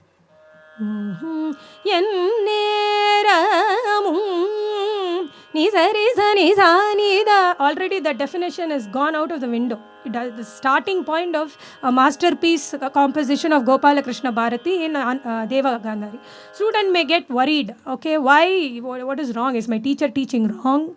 Or if has a composer made a mistake? Because many times today we rely on Google more than we rely on gurus. So very important to say this is a highly evolved ragam which has all these swaras which may not be there in your textbook. Similarly, take Ananda Bhairavi. Many times the book still has the Ananda Bhairavi being classified as a janya of Nata Bhairavi, 20th Mela. Today, 90% of Ananda Bhairavi comes with Chatushruti Daivatam, and that Swarasthanam too is actually tending towards Kaisiki Nishadam, higher than the normal Chatushruti Daivatam also. So rather than just giving the student one piece of paper saying Ananda Bhairavi, Nata Bhairavi Jana, we can explain these things. Tell them Shuddha Daivatam was the predominant Daivatam, Raga has evolved. Today we are using the higher Da more and more, things like that. It makes them also understand that, this is an art, much beyond it's beautiful in the fact that it is so scientific, but it is also much beyond that. It is evolving. One of the reasons why this music is thriving or at least surviving is because it is adapting, changing, it is open to changes over time. The fourth is you can give these examples of what I call as the one-of-a-kind type of ragam, where there is only one or two well-known compositions. Like, you take Nalina Kanti. If the student hears Manavyala, you can tell them, okay, most of the songs are going to sound like this. There are not too many compositions other, there could be more modern compositions, but generally this is the defining. Like Jayantashri means Marugelera is the defining composition of Jayantashri. There could be others who have composed, but if you are familiar, if you have heard Marugelera many times, then you are going to understand Jayantashri. Now again, coming to exposure to Edup. Again, I find when students try Kalpana Swaram, if it is on the beat, if the Edup is samam, then they are a little more confident. Anything other than that, Arayadam, Mukaladam, they are scared to even try. So exposure can be given, like when the student, before he or she even attempts, Janaki Pate Jaya Karunya Jalade. So this is starting on the samam. Dina Janavana Anupallavi starts in Mukaladam. One line in Charanam. Saroruha Charana. This is Atita Edupu. So Pallavi started in Sama Edupu. Anupallavi started in Anahata Edupu, which is after the beat. Then one line of the Charanam starts in Atita Edupu, which is in the last wave of the previous cycle. So all these concepts can be reiterated during the teaching of composition, so that when the person tries Kalpana Swaram, he is not daunted by it. Now again, talking about Kala Pramanam. Let's say you are teaching something in Atana. Introduce gently to the student. This is a ragam which is more powerful in the Uttarangam. There is Purvangam is Sa to Ma, the lower notes. Uttarangam Pa to Sa.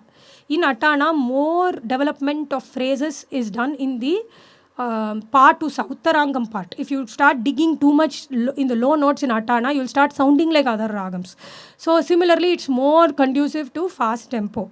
Things like that can be ingrained during the teaching of composition, so that when they attempt Alapana and Atana, sort of in their mind they know, okay, if I am doing too much of the lower note singing, and they have also learned this term Uttaranga now, I am not going to sound like Atana anymore. So I have to focus more on the Pa to Sa. Similarly, you can also give counter examples to make it even more interesting. You are teaching Anupama Gunambudi, which is a fast song, which fits your example perfectly. You can say, you may also hear somebody singing Brihaspate in Atana in a very slow tempo, and that is a counter example. So it's a beautiful illustration to show that this raga's beauty can be retained even in slow tempo, but it is not the norm. Things like that. Similarly, Oru Kalai, Rendu Kalai. You start off with a small song, then demonstrate a bigger song, demonstrate a song in Chaputalam. Idea is student has to understand these are all doable. It's not something impossible. Now again, coming to the proficiency development, I already talked about using the Varnam, as a tool. I'm going to move on to the next thing. Give a little bit of some research work to students, or something that parents can do too. So let's say you're teaching a small kriti. I'm going to give this example of a song I taught my daughter recently. Gauri Manohara Karunakara Shiva Shankara Shri. So find out which kshetram or temple or which god it is about. What are the other compositions on the same deity? Or let's say somebody is now learning Pancharatna Kriti. Jagadananda Karaka has so much about Ramayana. So you can bring in the theme of Tyagaraja and his Rama Bhakti. Ask the student to read about compositions where he has focused on Rama Bhakti. The idea is when they realize that there is so much more than just a parroting exercise, then they are going to be in it for the long term. Then Karvai, one very important thing I wanted to highlight is many students get scared of this Karvais right from the Varnam stage. So very simple exercises can be given. So Karvai of 2, 3, 4, 5, instead of just telling them in the Varnam alone, give them some example. Sare ga ma pa da ni sa sa ni da pa ma ga ri sa sa re ga ma pa da ni sa sa ni da pa ma ga ri sa. So this is Karvai of 3. Some students may get it right away. Some may not be able to hold the talam. So make it simpler. Sa sa sa re re re ga ga ga ma ma ma pa pa pa da da da ni ni ni sa sa sa ni da pa ma ga ri sa. This brings in the customization I talked about. Student A need not go through this intermediate step. Student B may require this intermediate step, otherwise they may not get the tala control. Again, I already talked about this madhyama kala. Swarakshara is another often heard term. Samagana lolane. If you teach this song, immediately say, see how it starts with Swaraksharam. And it also highlights a very important phrase of Hindolam. Samagama, very important in Hindolam, even though Arohanam is Sagama Danisa. This prasa, for example, prasa is the lyrical beauty of the composition. So my daughter always used to forget this Anupallavi of Sujana Jeevana. Sujana Jeevana. She used to sing the Pallavi and then go to the Charanam. Charunetra. She used to get very frustrated when I kept reminding her. Then I told her one day, see, Sujana is the Pallavi, Bhujaga, the second syllable. It is called the Dvitiya Akshara Prasa. Second syllable is rhyming. Then now she is able to remember because she knows it's something that rhymes with Suja, Bhuja. So things like that. Then the child also starts getting used to these terms. Now Varnam, like I said, more open-ended fun things we do will greatly enhance the experience of the student. So coming back to the Sarvalagu example, ga ga ri ga ri sa ri ga ga pa da da sa ri ga ga ga da pa ga ri ga ga sa da pa ga ri. Now you tell the student, okay, you compose your own Chittaswaram. Instead of around the ga, choose sa. Sa sa da pa da sa ri ga pa da sa da sa ri ga ri sa da pa ga ri san. Okay, you're a composer now. So they feel very excited. It also gives them the confidence when they start attempting Kalpana Swaram that they can actually do something concrete and end it right. Now the other thing, Alapana cheat sheet, which I personally, my first guru, Srimati Rukmani Rajagopalan used to make me do this, where for all these songs, she would say sing the whole thing as Alapana, the same Kriti.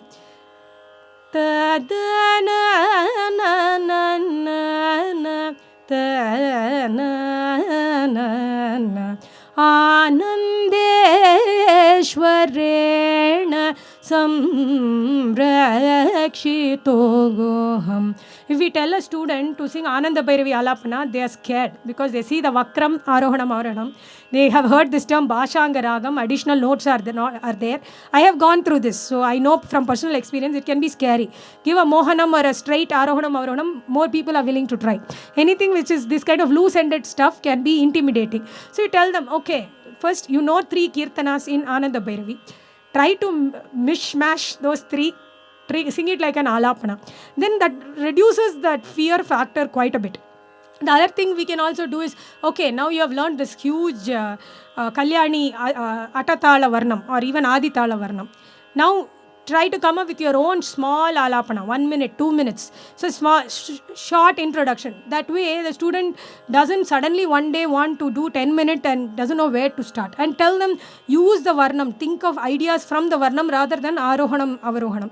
Similarly, kalpana swaram, giving them some, like I said, this chittaswaram example, or say, using whatever you want, but when you come to the end, Sada Bagari San, you fix. Lalgudi sir used to give us hours and hours of exercises with this type of stuff, where he will say, okay, your ending is Sada Pagari. You fill the gap, sing whatever you want, but end with Sada Pagari. Because a lot of students build a Kalpana Swaram quite nicely, but at the end they fumble because they don't know how to end, or the Talam, the Avartaram is gone, so they stop completely and look scared.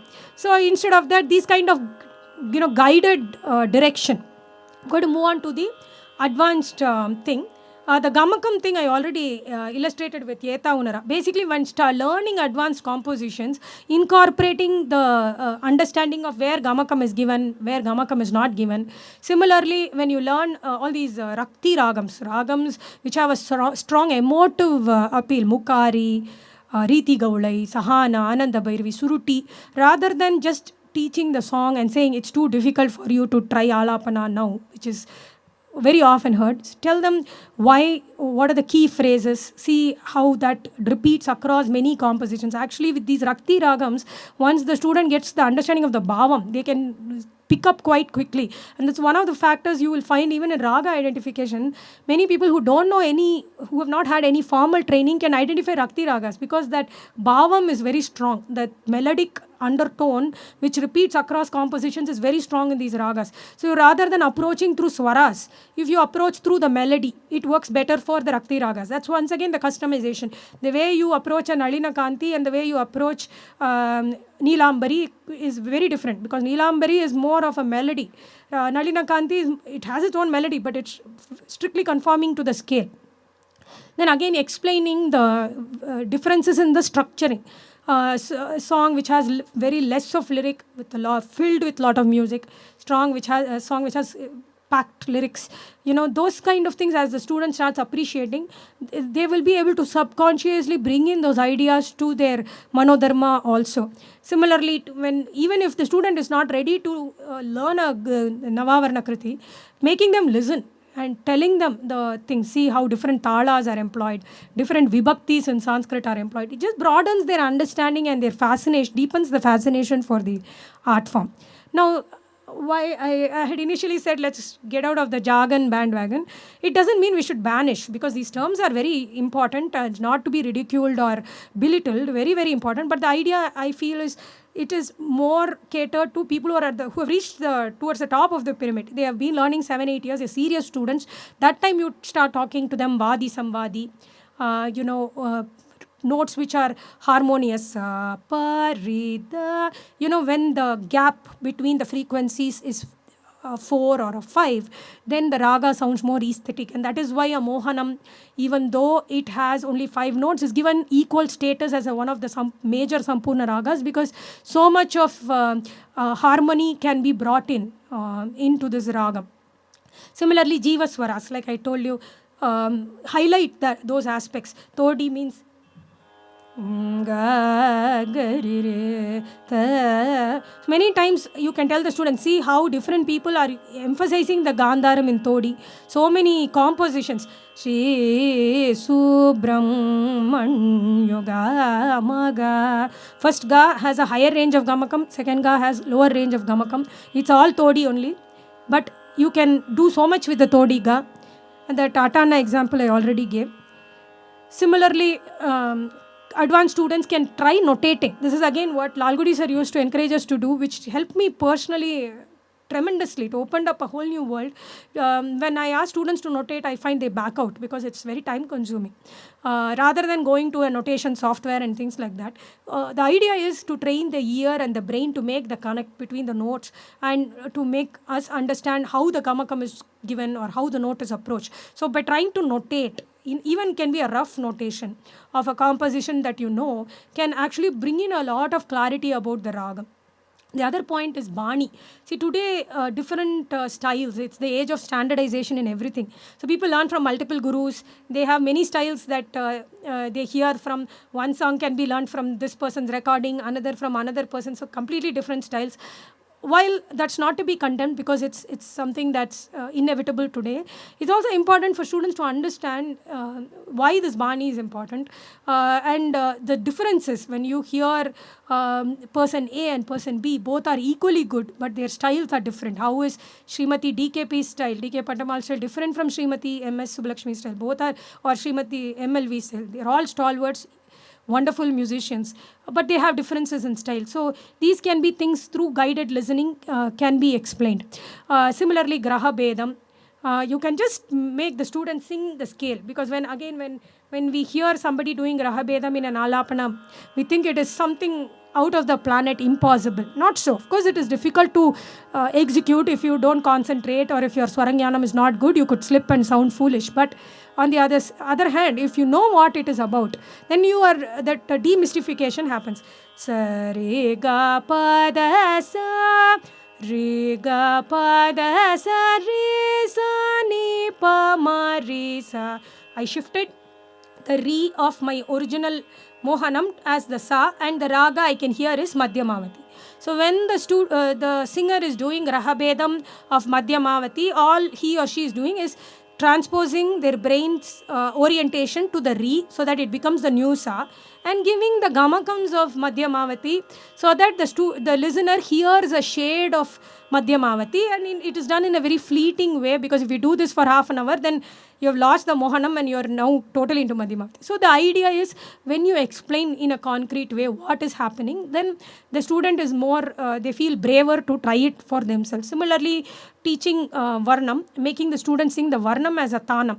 Because again, coming to Ragam, Tanam, Pallavi, many people get scared of Tanam. Anam tadanam tadanam tanam tanam ta.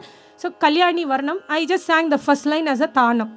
So personally for me, I have tried to develop and improve on my Tanam singing using Varnams as a template, and that is why they are called Tana Varnams in the first place. But many students, like I said, again, they look at this Varnam as an ordeal and they don't want to go back to it ever. But if we explain to them, if you practice Varnam, you're going to get better at Tanam. See how you can do. See how you can sing it as Akaram. So these are ideas we can do. Similarly, make the whole process a little more concrete for students. When you give Alapana, again, Lalgudi sir was a master at this, where you would actually give a template and highlight the key aspects of those ragas, key phrases, so that the student has some kind of a reference material. You try that template, then you try to sing the songs you know, try to see what others are singing. That's how we develop the database of knowledge. Similarly, even RTP, instead of making it as a standalone unit, saying you have to learn all the things separate, master Alapana, master Naraval, master Kalpanaswaram, then you start RTP. Or many students nowadays are in a rush to perform Arangetram or whatever. They say teach RTP. It's okay. When they want to learn, it's great that they have the love for music and they want to learn. The teacher can do it in a gentle way. Like for example, the first Pallavi I learned from Lalgudi sir was actually a Pallavi of a Papanasam Shivan song. Sharavana Bhava Guhane Shanmugane Dayaparane. So he told me this can be straight away made into a Pallavi. In the same ragam you sing it, same Neraval you do, you try Trikalam if you want, you try Tisram, whatever you want.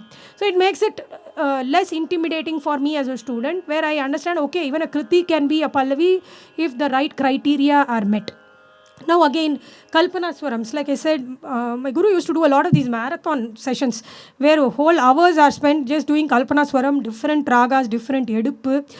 So it's kind of like I think that kind of brute force practice is lacking in today's students, and I'm sure we were worse off than the previous generation. It's also a question of time, like where earlier we used to hear people practicing for 6 hours a day. Today it's become like 20 minutes. If you are able to do, the teacher is happy. So one thing is, building in time for these type of little things where you can make it a cool thing, saying today no song, only Kalpanaswaram marathon. Tell it after the student comes, because if you tell them the previous day, they may not come for the class. But make it fun. So like let's say, Yen Palli Kondiraya. So sing couple of Kalpanaswarams for the Yen Palli, then couple for Ranganadare Nirye. And you can tell them, see, Yen Palli was Arayadam. This Ranganadare is actually Samam. Only thing is you are starting 2 beats before. So it's actually easier for you. So when the student hears that something is easier, they actually try. And then you can say, see how impressive you sound. You're singing couple of swarams for that line, back to back couple of swarams for this word. When you sing it somewhere, it's going to sound great. So things like that, making these things more interesting. And thank you all for your patience, because I overshot the time a little bit. Hello and welcome back. Firstly, I think the first session was a bit different from the second one, because first one was slightly more technical, because we are talking about learning music, use of terminology, jargon and everything. This one is more, I would say, catering for Rasikas, listeners, how to identify ragas. And although the first one was more technical, I think this one is actually a little harder to explain, because raga identification, there is really no one way that works for everybody. I find that for some people, they are able to understand swaras very intuitively. So for such people, it may be easier to think of what swaras are being sung and what raga has those swaras, and then try to find a match. For many people who are casual listeners, who love music, go to kacheris, but who haven't had much of training, they do the completely opposite way, where they try to think of the other songs that they have heard with similar tunes and so on. So, first thing I would like to talk about is the ideal approach, the most foolproof way. Let's say you want to be 99.999% correct in identifying the raga, then one would need to learn Carnatic music in an intensive way for many years. Keep hearing, a day as and when you find time, like be very passionate about hearing. Develop one's Swarangyanam, which again I talked about a lot in the previous one. I think it's a very important step in getting ragas right all the time, because if you exactly know what swaras are there, what combination of swaras are there, what are the variants of the swaras you can observe, what are the scales that it could relate to, or things like that. If you can look at the nitty gritty in a very clear manner, then the ability to identify goes up multifold. Like people with deep Swaranyana may say all the things about the raga, the Arohanam, Avarohanam, even for Vakra raga, zigzag type of scales. But sometimes they may not know the name, but they may be able to identify every other thing. And the name is just a name, so you can kind of get to it through Google or any book you have. And the fourth important thing I feel is helpful is the knowledge bank of compositions. So let's say you hear a Deva Gandhari. If you've heard Yenne Ramum, if you've heard Kshira Sagara Shaina, if you've heard like a dozen compositions in Deva Gandhari, then the chances are, whether or not you've learned music formally, you will tend to see the pattern and not confuse it with Arabi. Whereas if you have not heard much of Deva Gandhari, you only heard Arabi, then you may first not know about its existence, or the difference in the tune may not be very apparent.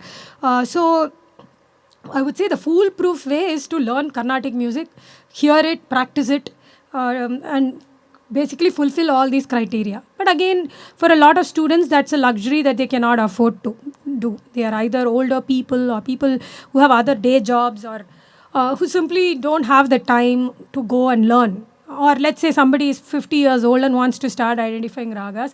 It's almost impractical to tell them you start with your basics today, in another 20 years you will become good. It's not going to happen. So this lecture is going to focus more on the lay person's approach, which is more of an approximation approach, which will probably apply to a lot of listeners who are Sangeeta Rasikas, who love Carnatic music but really don't have the means to learn or spend their entire lifetime dedicated to the art form. Very often they start out by listening to concerts or listening to recordings, and they develop a list of favorites. It could be favorite songs, favorite singers, favorite tunes. It can start in any way. Many times, for example, I can give Sri Maharajapuram Santanam or Sri Yesudas as examples of people who have really crossed those barriers. People who have never heard Carnatic music would flock to their concerts because they were mesmerized by their voice and singing. And then they would say, okay, this music is good. Now let me go to this other person's concert. They may or may not like the other person, but they have slowly started entering the Carnatic concert arena. So they are now more interested. And then they may say, okay, this song sounds a little bit like that Nagu Momu that I've heard Maharajapuram Santanam sir sing in a concert. So maybe it is the same ragam, like that. Sounds like, or it reminds me of this popular song. Or they may say, okay, this sounds similar to Nagu Momu, but it's not exactly, it sounds a bit different. So it's not the same ragam, something like that. A lot of listeners fall in this category where they either pick a favorite singer or a favorite song or a favorite CD. They have somebody gifted them, they keep hearing it, and they become a fan of that set of songs. And then they start from there and start broadening it. So this lecture is catering more to this fairly substantial group of people. Now, I'm going to divide myself into 10 techniques, and these are not mutually exclusive. We can develop our interest in all these techniques. This is just to provide myself and the listeners some kind of a framework for getting better at identification. A vast majority of people are people who love film songs. And I personally am not a big fan of this technique because it has some limitations. One is there are many ragas which are not often heard in film music, or very often the song starts off like a particular raga, and then it becomes something completely different. I don't personally recommend this, but I find that there are many people for whom this is the starting point. So it's a valid method which I wanted to include, where people start hearing some film songs and somebody tells them, okay, this is in this ragam, or it's like this ragam, and then slowly they start hearing some other Carnatic song which could sound like the same. The other challenge or drawback of this method is, in film songs many times the gamakams are not given the same way. Sometimes the gamakams are not even given, they're given as the raga, the song is sung with plain notes in a scale. It could be Karahara Priya scale, but the notes are given plain, or the note combinations are not the same that we hear in a Carnatic situation, or suddenly, like I said, some alien notes which are not there in Karahara Priya could be introduced. So these are factors which could confuse a person who's trying to use that film song as a base for identifying Karahara Priya in Carnatic music. But like I said, for certain ragas like Sahana, Shivaranjani, they have a strong flavor. So maybe even if two lines of a particular film song are true to that ragam, because the listener has heard so many more film songs and Carnatic songs, it could be a bridge to make them identify the Carnatic raga. So I'm going to start off with one film song. Again, my knowledge is very poor, so I'll pick one song.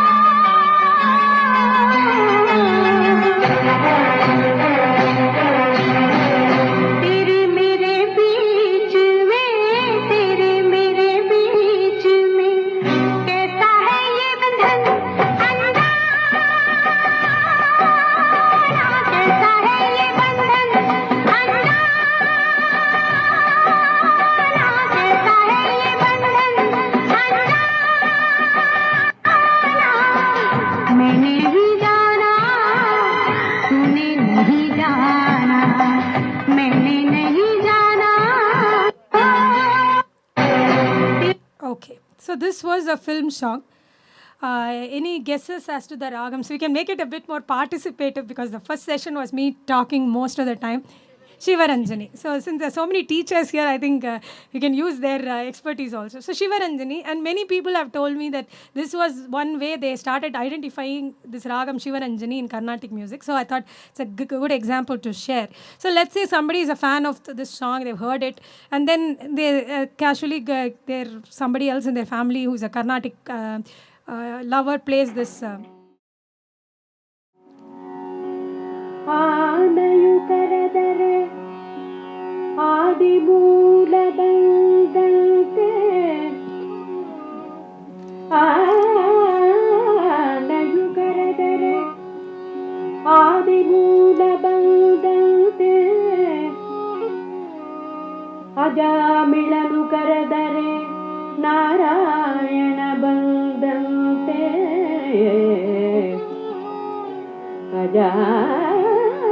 ಅಜಾಮಿಳನು ಕರೆದರೆ ನಾರಾಯಣ ಬಂದಂತೆ ಅಡವಿಯಲ್ಲಿ ಧ್ರುವರಾಯ ಕರೆದರೆ ಅಡವಿಯಲ್ಲಿ ಧ್ರುವರಾಯ ಕರೆದರೆ ವಾಸುದೇವ ಬಂದ. So this is again Shivaranjani. So chances are it will ring a bell. So this is one technique, na na na na sari ga da, that came in that song. So in that Uga Boga, this is by the legendary Dr. MLV. If she has sung the same phrase, then it could ring a bell somewhere. So this is one technique. Second one, my guru used to call this group of 6 ragams: Kalyani, Kamboji, Bhairavi, Karahara Priya, Todi, Shankarabharanam, like big 6 in Carnatic music. He used to say, in one way, of course, in every way they are the most important ragas to master. In one way they are easy because there are so many compositions. So over time your exposure to these ragas is much more than your exposure to let's say a Mandari or a Shubhapanturali. Fewer compositions, your chances of hearing them in the concert is less. But on the other hand, these are so much evolved because every composer has composed multiple songs. You take Todi, so many Tyagaraja Kritis are there. Kalyani, so many Trinity compositions are there, post-Trinity, Papanasam Shivan, so many compositions are there in Kalyani. So even though Kalyani is very common, it is actually very evolved. So one cannot just keep the Arohanam, Avarohanam and try to sing Kalyani. However, for identification, these are a good group of ragas to start with, because you hear the chances of hearing them are more. See, normally with anything, if there is some reward for the effort, then we will persist. So let's say we become good at identifying these 6 ragas. Chances are you go to a kacheri, one of the 6 is featured as high. Whereas if you first focus on the rarest 6 ragas, very, very rare, you may become a master, but nobody may sing those in the first dozen concerts you go to, and then you may get a bit disgruntled because you have not succeeded. So your hit rate will be better if you get good at these ragas. And within these also, for example, somebody may get confused between Todi and Bhairavi. Not that the swaras are similar, but there are some phrases which could be similar. Or Kamboji and Hari Kamboji, many students may take a long time to understand. Of course, if a student is learning in a right way, they understand. But I'm talking about the lay listener here who doesn't know much about swaras. They may learn to identify Kamboji correctly. But when they hear Hari Kamboji, they may mistakenly identify as Hari Kamboji. So over time, the listening becomes more nuanced, where they find that, okay, if it is Kamboji,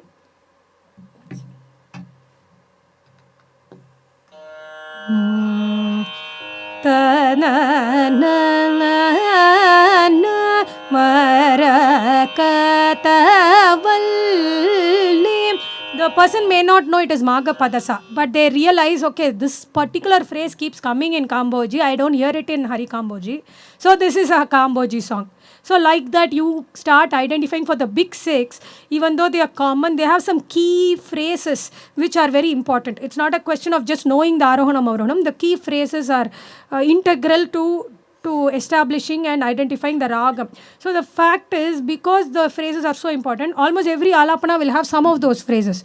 Because if the musician doesn't include the key phrases for a Kamboji or a Kalyani or a Shankarabharanam, and just sings based on the scale, for the listener there will be a vacuum, because they would have been used to hearing those ragas sung with those phrases.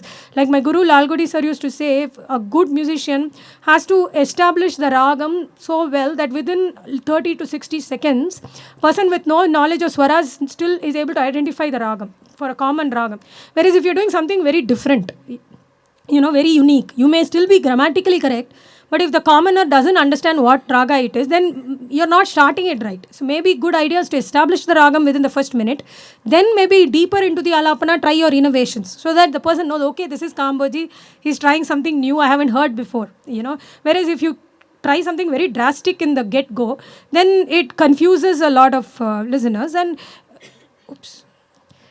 the thing is, for a lot of people, this is a recreation. For a lot of listeners, it's a way to relax, enjoy. So if they don't have that connect with the singer, then they will tend to zone out of the concert. Now I'm going to just try to play these audio clips. Sachitta-shayi, Bhujagendra-shayi,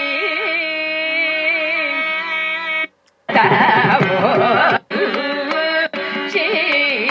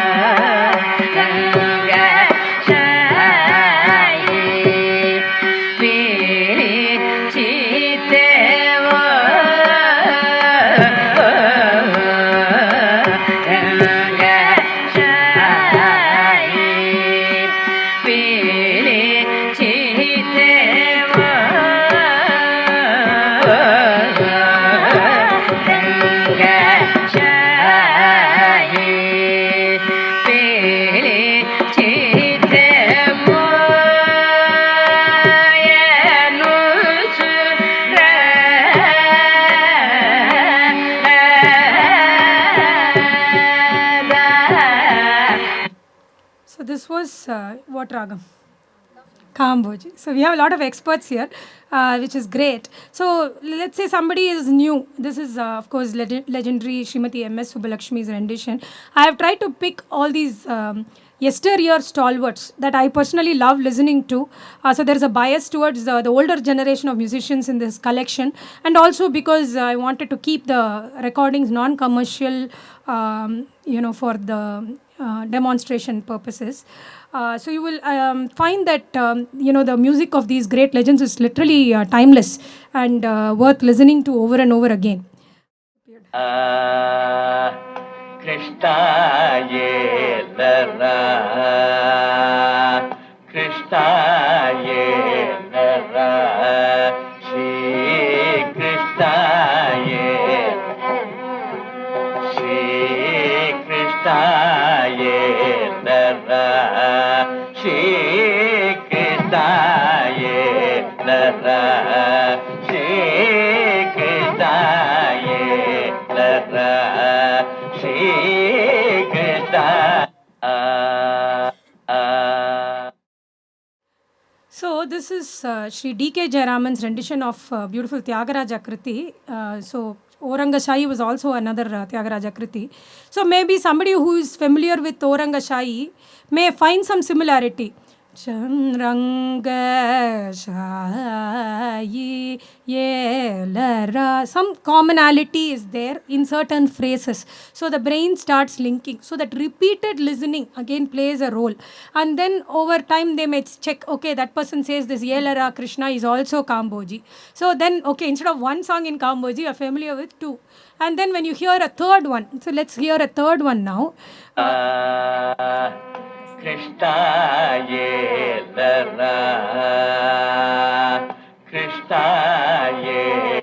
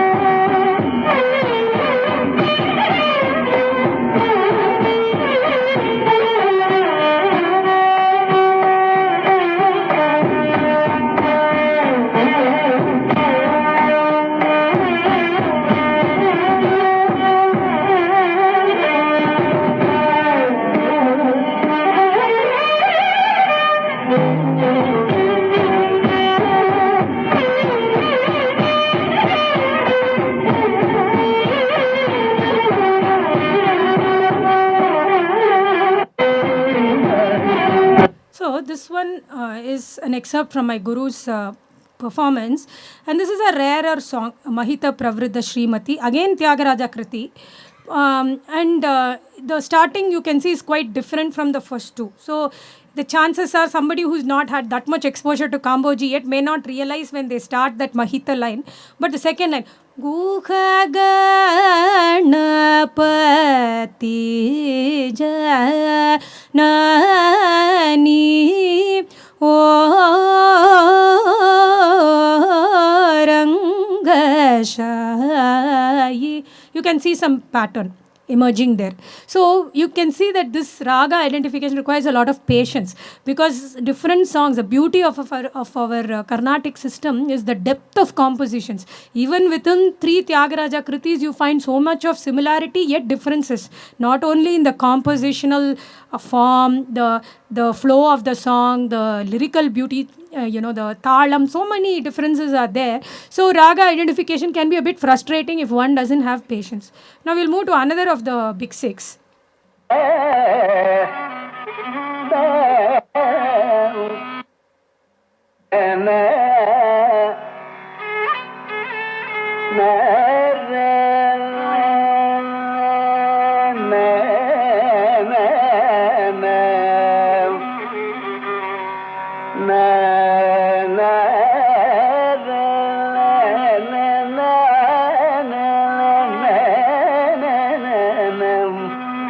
So the one thing I wanted to mention is for a lot of newbies to Carnatic music, this alapana can be a bit boring because it's not a song.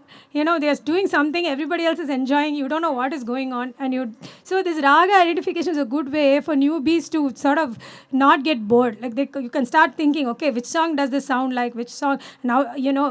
And nowadays we don't have to bother the neighbor. See, earlier people used to start talking and irritating. Now we have the smartphone, so you keep thinking. Then when the song starts, you can do a quick search and come up with the name of the ragam. So over time, your database of songs and ragas that you can identify will grow. So what's the ragam that we heard just now?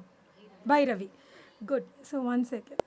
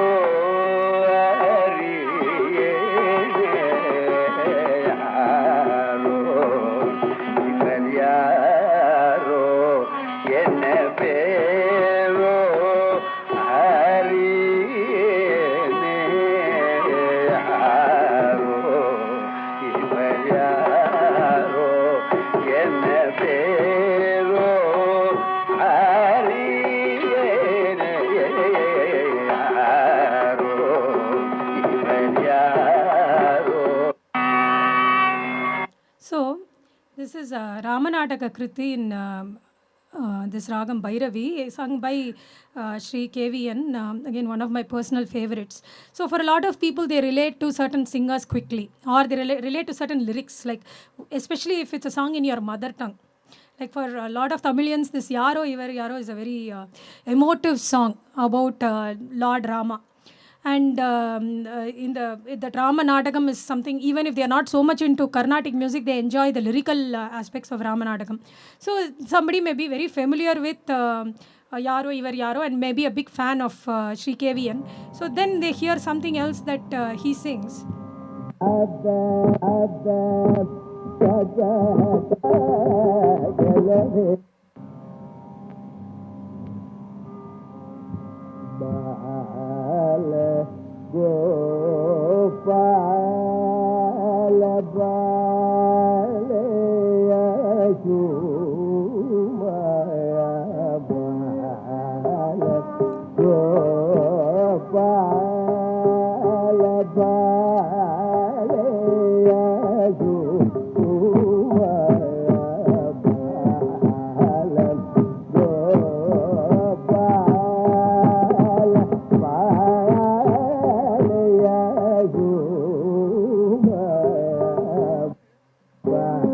So the same person hears this Bala Gopala.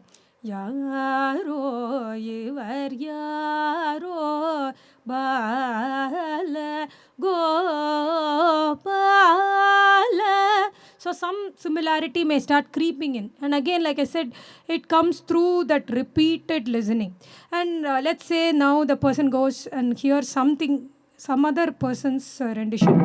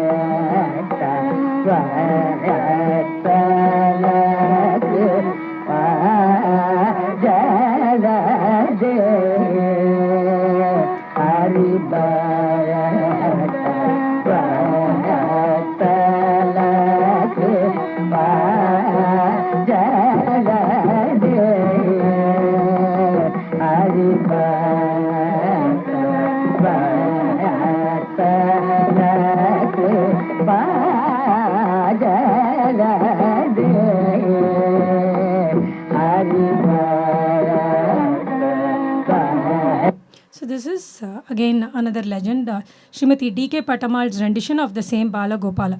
So what can happen is now the person is started getting more familiar with Bala Gopala in addition to Yaro Yor Yaro. Then they may be attracted to Srimati D.K. Patamal's style of singing, start hearing more of her songs in parallel with already being Sri KVN's fan. So that exposes the person to a new set of songs, a new style. So over time, that repository of compositions and ragas that one can recognize starts expanding. Now moving to technique 3. I mentioned this term Rakti ragas in the earlier segment also. My guru used to keep mentioning about Rakti ragas very often. And one is, like I said, it can be a bit hard for students because these are not often bound by scale or arohanam, avarohanam. So it's difficult to just look at a book and try to sing alapana. On the other hand, they are actually very strong in flavor and form.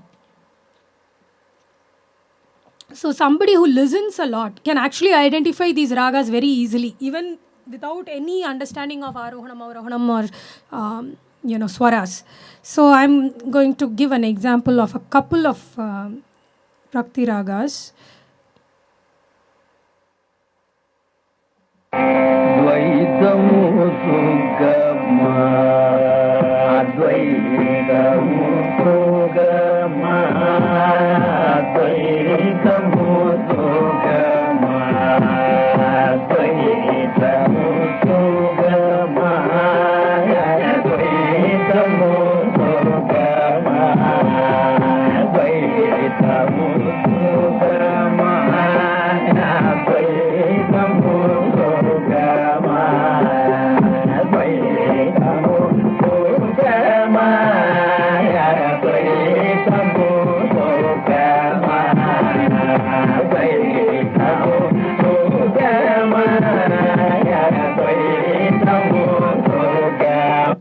So this is Sri Semmangudi Srinivasayar's beautiful rendition of Tyagaraja Kriti Dvaita Musukama.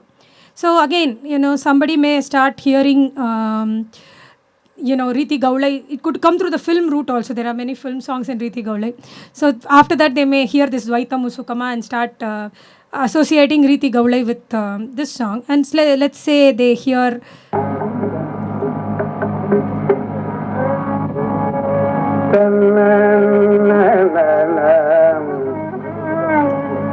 See how the starting is very similar.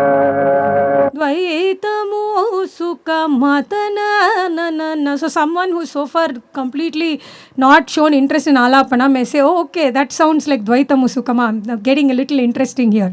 So that's one way where they start, again, like it doesn't work every single time. Many other ragams could have similar swaras or similar starting point, but there is a chance, the probability of being able to identify a raga through alapana as opposed to just through the composition increases over time as the person becomes a more sophisticated listener.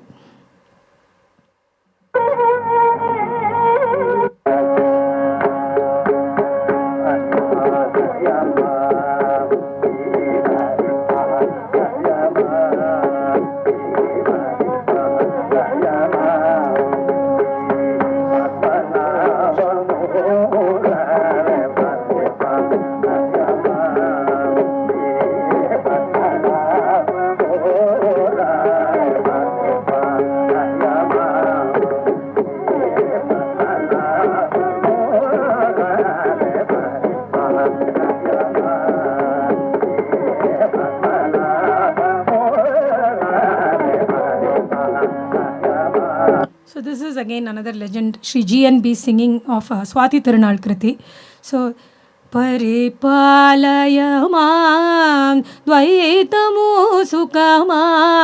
That could be an overlap that people. So somebody who may not yet be at a stage of identifying the raga in the alapana level may still be able to identify that pattern in the kriti level. Now we'll move on to the next one. This is a very interesting example I would like you to hear.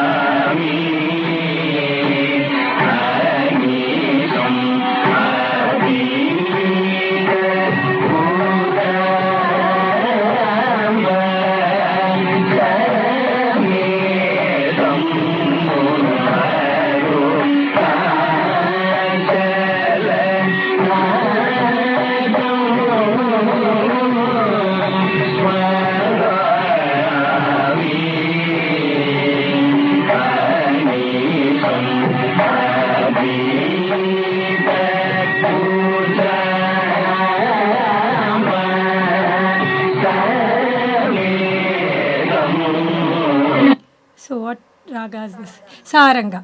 So actually my first exposure to this is from the Panchabhuta or Panchalinga Sthala Kritis by Shri D.K. Jayaraman. I used to have this cassette tape as a kid. I used to love this set of songs. And this was my first exposure to Arunachala Natham. And till today I love this very slow version. But over time, I started hearing that Saranga is generally sung fast. So I came across this other version of the same Kriti.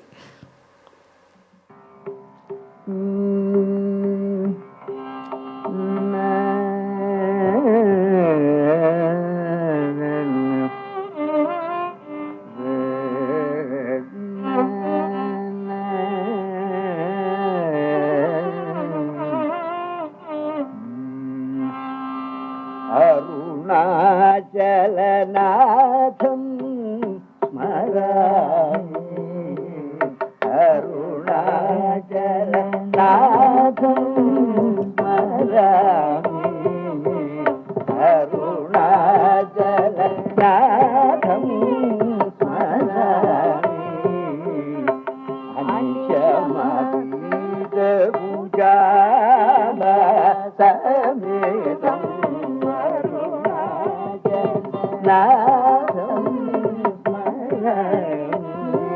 So this was Shri KVN's version. This is equally beautiful, sung fast. Again, people start over time becoming more nuanced as listeners. Somebody may be used to that super slow version and also like the fast version and realize, okay, this same song can be sung by two different artists in an equally beautiful but very different way. And over time, you start identifying that saranga.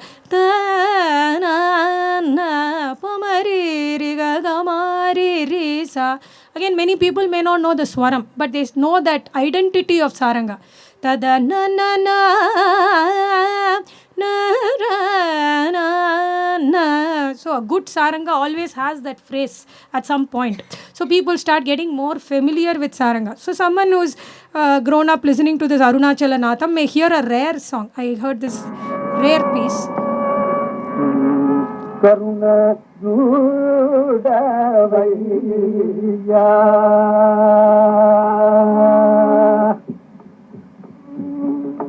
Karuna Judavaya Karuna Judavaya Karuna Judavaya Karuna Judavaya Maya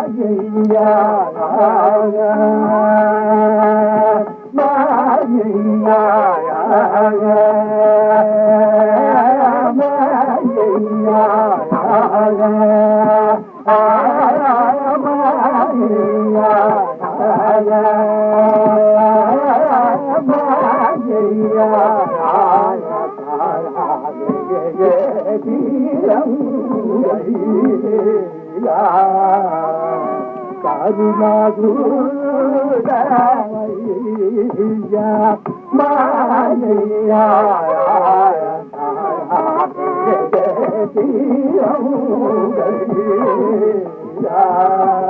you can see that na na na. So someone who's never heard this Karuna Judavaya may suddenly realize, okay, oh, this is like Arunachalanatham. Smarami na na. Again, this is not possible with every ragam. Some of the more scale-oriented ragams will not have that strong undercurrent of the raga bhavam. But for these Rakti ragams, it works very well for the most part.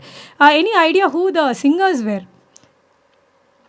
This is Alatur brothers singing this song. Now, these allied ragams, it can be a legdom topic by itself, as we all know, because there are many groups of ragams which sound similar.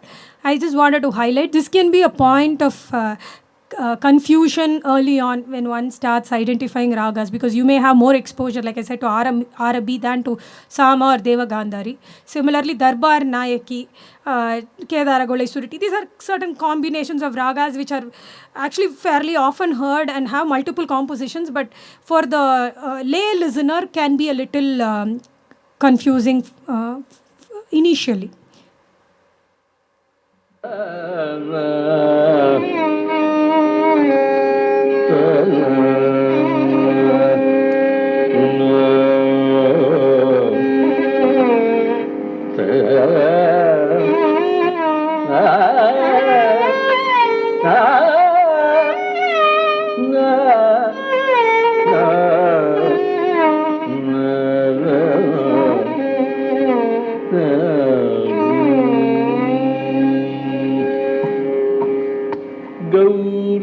Gaurishaya Namaste.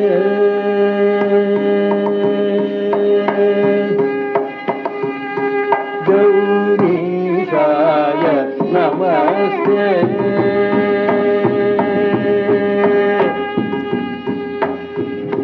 Gaurishaya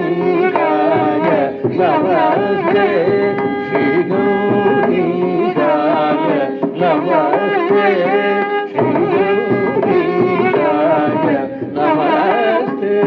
Shri Gaurishaya Namaste. So this is which singer? Yeah, so one of the best known singers from this state. So Shri R.K. Srikantan has wonderful rendition of a Dikshitar Kriti. So that becomes he sang that even in a short alapana. You can see the greatness of the artist. He sang maybe 30 to 60 second sketch. In that he highlighted Dasari Magari. One way to quickly establish the ragam, which sort of brings me back to what Lalgudi sir also used to say, that establishing the ragam quickly is very important from the identification standpoint. Now I'm going to move to Sama next. Annapurne Vijalakshi, Annapurne Vijalakshi, Annapurne Vijalakshi, Annapurne Vijalakshi, Annapurne Vijalakshi, Akhila Bhuvana Sakshi Kadakshi, Annapurne Vijalakshi, Akhila Bhuvana. So, any Nedunuri Krishnamurti sir. So, you can see similarity is there. The Sarima in Arabic, Magari, Pa Magari, that Ga is a minor note. It's not a Jivaswaram. In Sama, Magagari, Vishalakshi. That difference, again, when we learn formally, we are taught the difference in a class or when we learn a kriti. But for the lay listener also, over time, that will start dawning on them. Na, na, na, na. So that Sari Mapa Dasa is there in the Arohanam of both Sama and Arabi. But sari gari is allowed in Sama, not in Arabi. But it is a bit difficult for the lay listener to think of the swara and understand this. But over time, Vishalakshi, that is there in Annapurne, but it is not found in an Arabi kriti. That is an approach that they can take to understand and not get confused. Now coming to the third ragam in the group.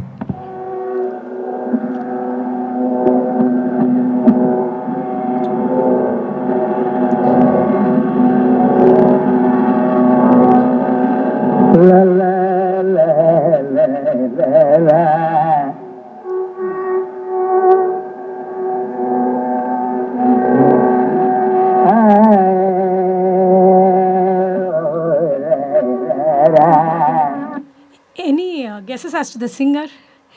Madhuramani Iyer. Yeah. So you can see ta-na-na. Okay, till this point maybe it is Arabi. Ta-na, re-ga-ga-ma-ga-ri. He is showing that Devagandhari in the first 5 seconds. So that way, the person who knows there is a difference will see, okay, that is not there in Arabic. So that kind of nuanced listening will take some time, but it is doable. It's definitely doable by hearing, and also, like I said, over time, like he has sung this Sita Vara Tyagaraja Kriti. So somebody may get familiar with this Kriti and start identifying other Devagandhari songs.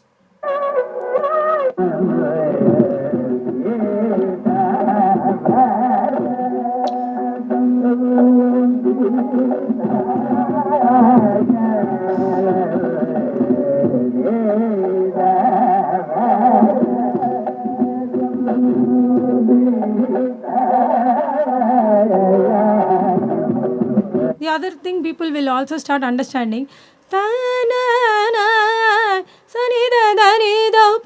both the knees come in Devagandhari, which is not seen in Arabi, and there is no knee in Sama at all. So over time they will realize, okay, the minute I hear that, it is not the other two, it has to be Devagandhari. So that is one way to get comfortable. Now this Darbar Nayaki, this is something very interesting.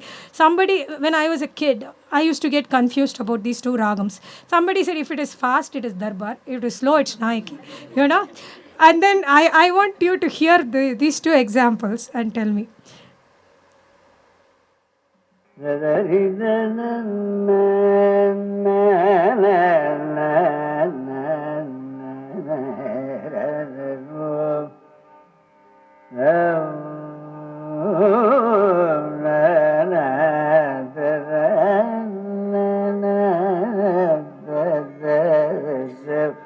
So which one is this? Darbar. This is Darbar. Okay. So he's giving that brisk ga, even though he's singing fairly slowly, he's giving that brisk treatment to the ga. So it's some of these guidelines that people give are good. It works for the majority, but there will be some places where it will mislead you. And again, coming to the composition also, the first song many of us hear in Darbar is Yochana. Yochana Kamala Lochana. It fits that stereotype perfectly. Very fast, brisk, I can say a somewhat aggressive sounding song.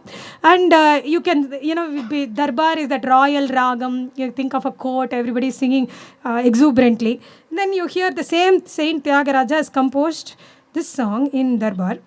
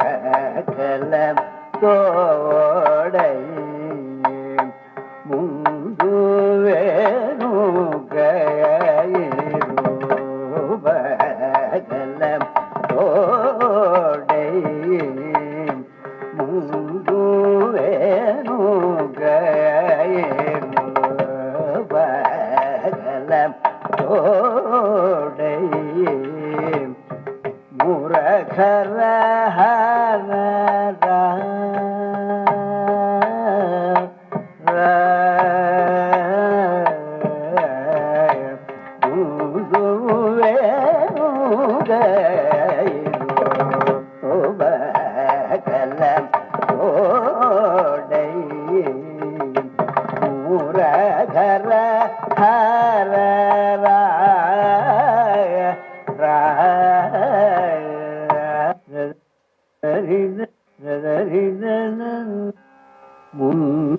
Okay. So this one, beautiful rendition by Sri KVN. So, Chaukakala Kriti in Darbar. Similarly, Nayaki. Ranganayakam Bhavaye. Most of us hear that song, and like I said, people think it is a slow ragam. But then the same Sri KVN has sung a beautiful gem of Saint Tyagaraja in Nayaki. Ni bhajan gana rasi bulani, bhajan gana rasi bulani, bhajan gana rasi bulani, bhajan gana nani, bhajan gana rasi bulani, gana ramani, gana rasi bulani.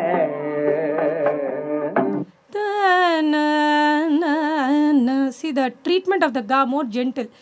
Even in the fast, brisk ni bhajana, the ga is still treated somewhat gently, not given like that kick is not given. So you can see sometimes with this ear approach, we can be a bit confused, but we have to add these layers of nuances. Similarly, I wanted to show this next set.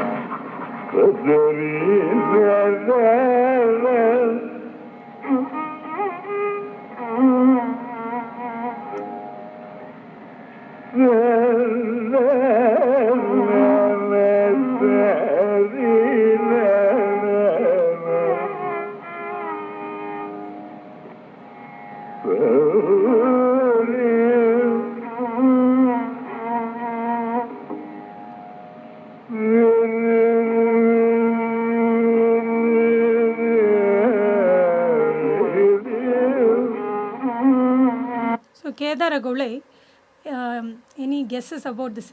Yes, Sri M.D. Ramanathan. He immediately brought out that key phrase. Then there is no doubt, somebody who has had any listening, even it can be folk song, devotional song. This is a very common ragam in semi-classical devotional kritis also. And this is a fantastic way to establish that Kedara Gaulai. Now moving on to another rendition of Sri MDR.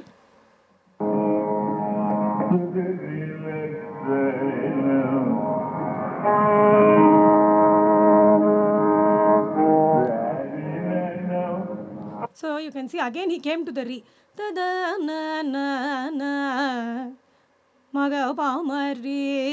So the same re in Suruti is also helping establish the ragam by highlighting the difference. In Kedara Gaulai,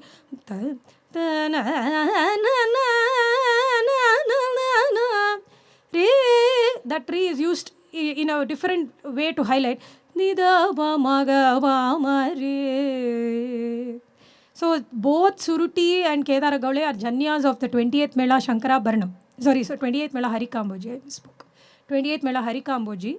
But the Swarupas are somewhat related but also entirely different. So by highlighting the key aspect of the ragam, the musician has shown his mastery by establishing the ragam.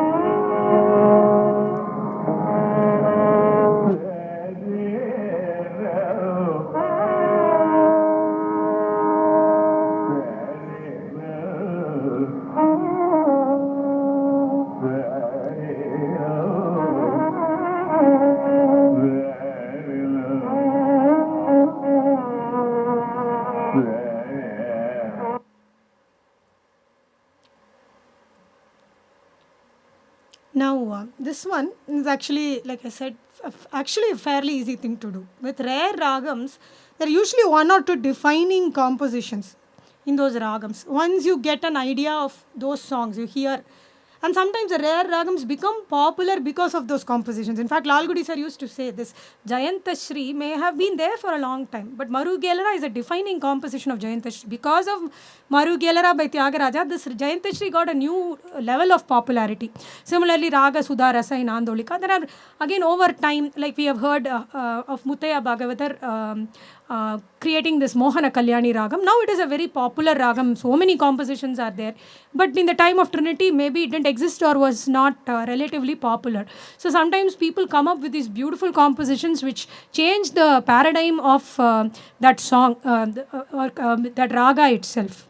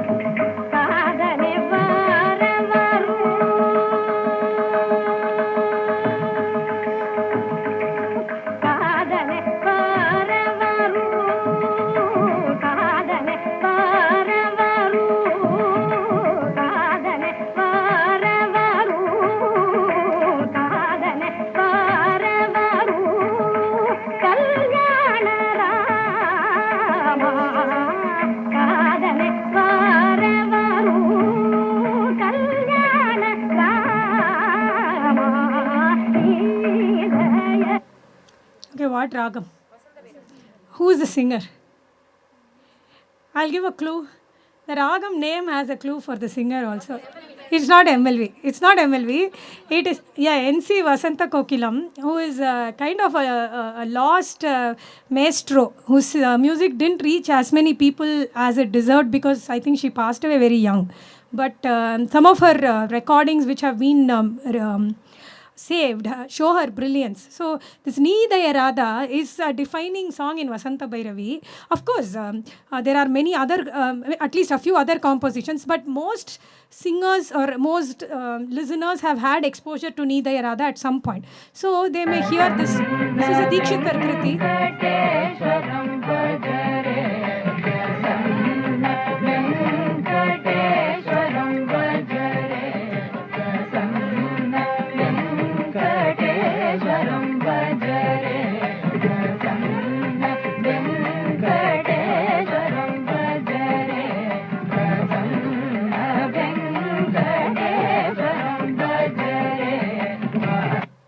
So this is da na na na na, that Needaya Radha ma pa. That somebody who's heard Needaya Radha many times, possible that they may think that okay, this is also the same Vasanta Bhairavi. So that is, again, with rare ragams also sometimes it becomes easy because there's only one or two songs that you know.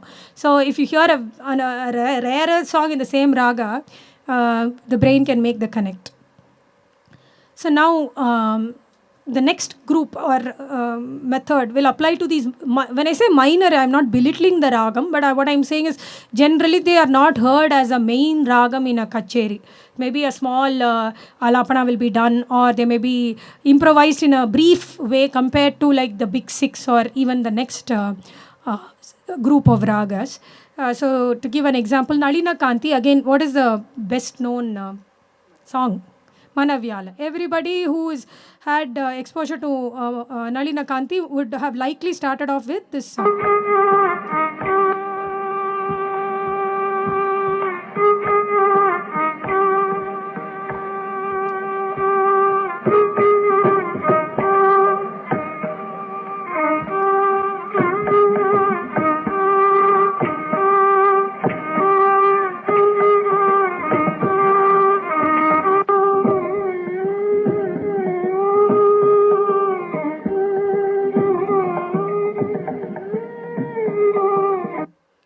So this is my guru's performance of that song, and here is a wonderful Varnam he has composed in the same.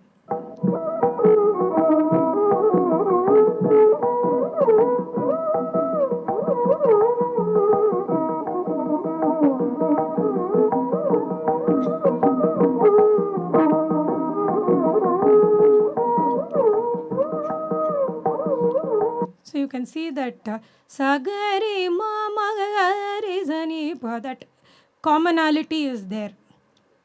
Now I'm going to play another ragam which used to be rare, Bindu Malini. Now it's becoming very popular.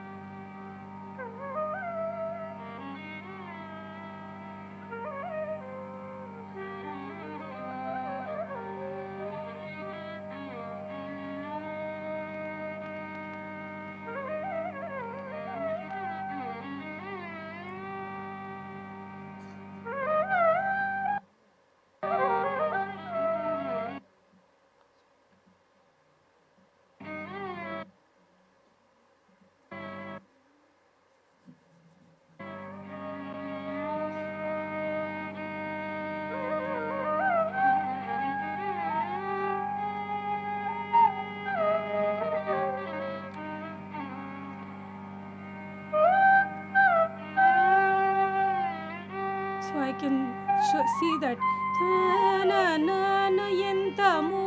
So the key aspect of that song, the opening line, he has incorporated into the alapana.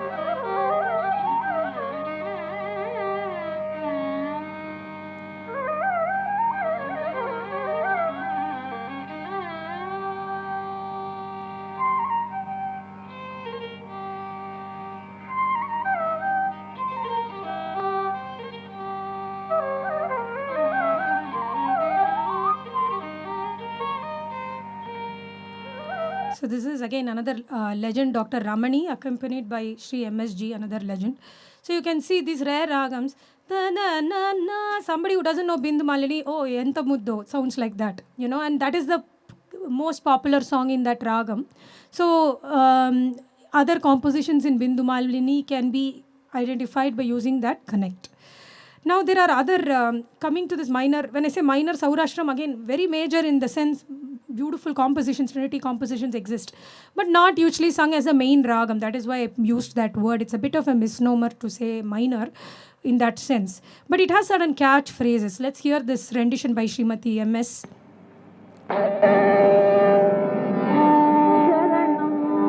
Sharanam Chandrane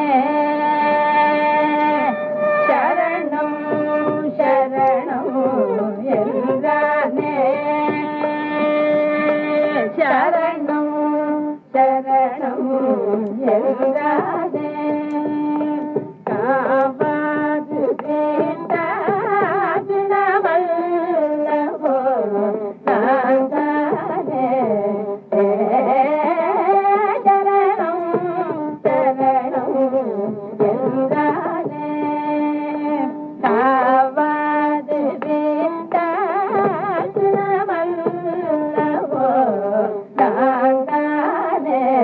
So, that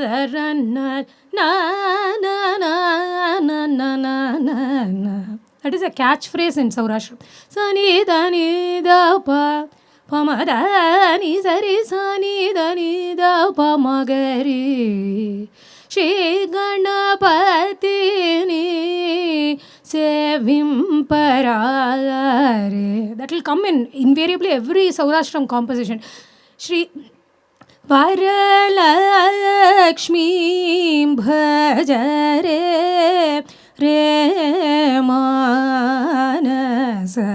So first one, Shri Ganapatini was Tyagaraja Kriti, Varalakshmi bhajare Dikshitar Kriti.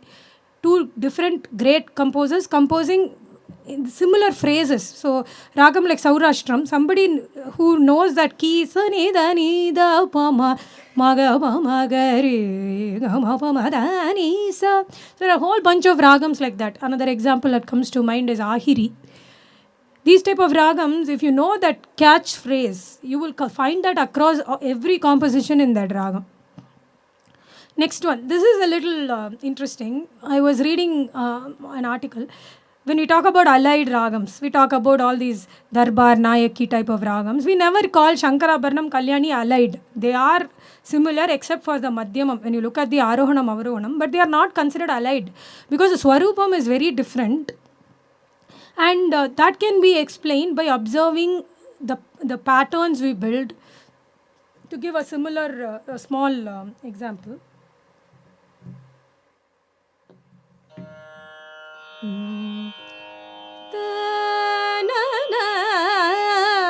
Is this Shankarabharanam or Kalyani?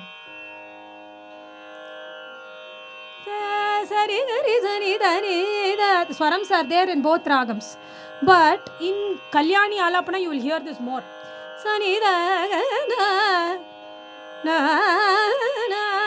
Of course, now I sang the Prati Madhyama. But even without that, that Nyasa Swaram or ending note being Daivatam is common in Kalyani.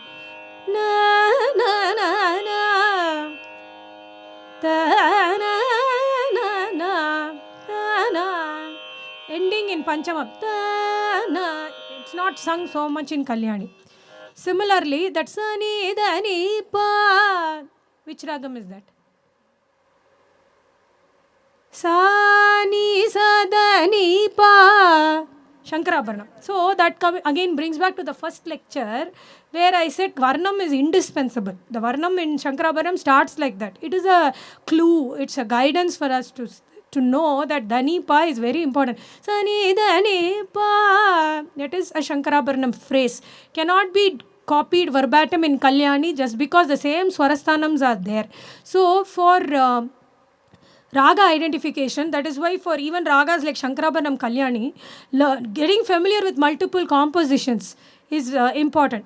Yaduta Nila Chiyite Ni Dudani Sansani Nidappa. There is no Madhyamam shown here, but that phrase is a Shankarabharanam phrase. You know, like that. Sita Gauri Vagishwatanana Sarini Nisadada. There is no Madhyamam, but it is a Kalyani phrase. Only by getting familiar with these compositions we can understand. Similarly, another thing about the Gamakam.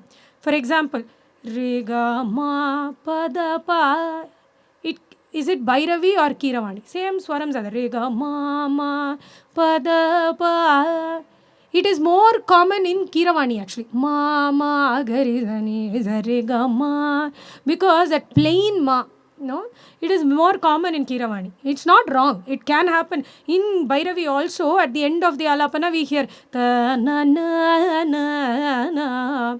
But then, that is less often heard in Bhairavi initially. Rega ma pada pa ma ni da pa ma. The Gamakam to Madhyamam is given more often than not in Bhairavi.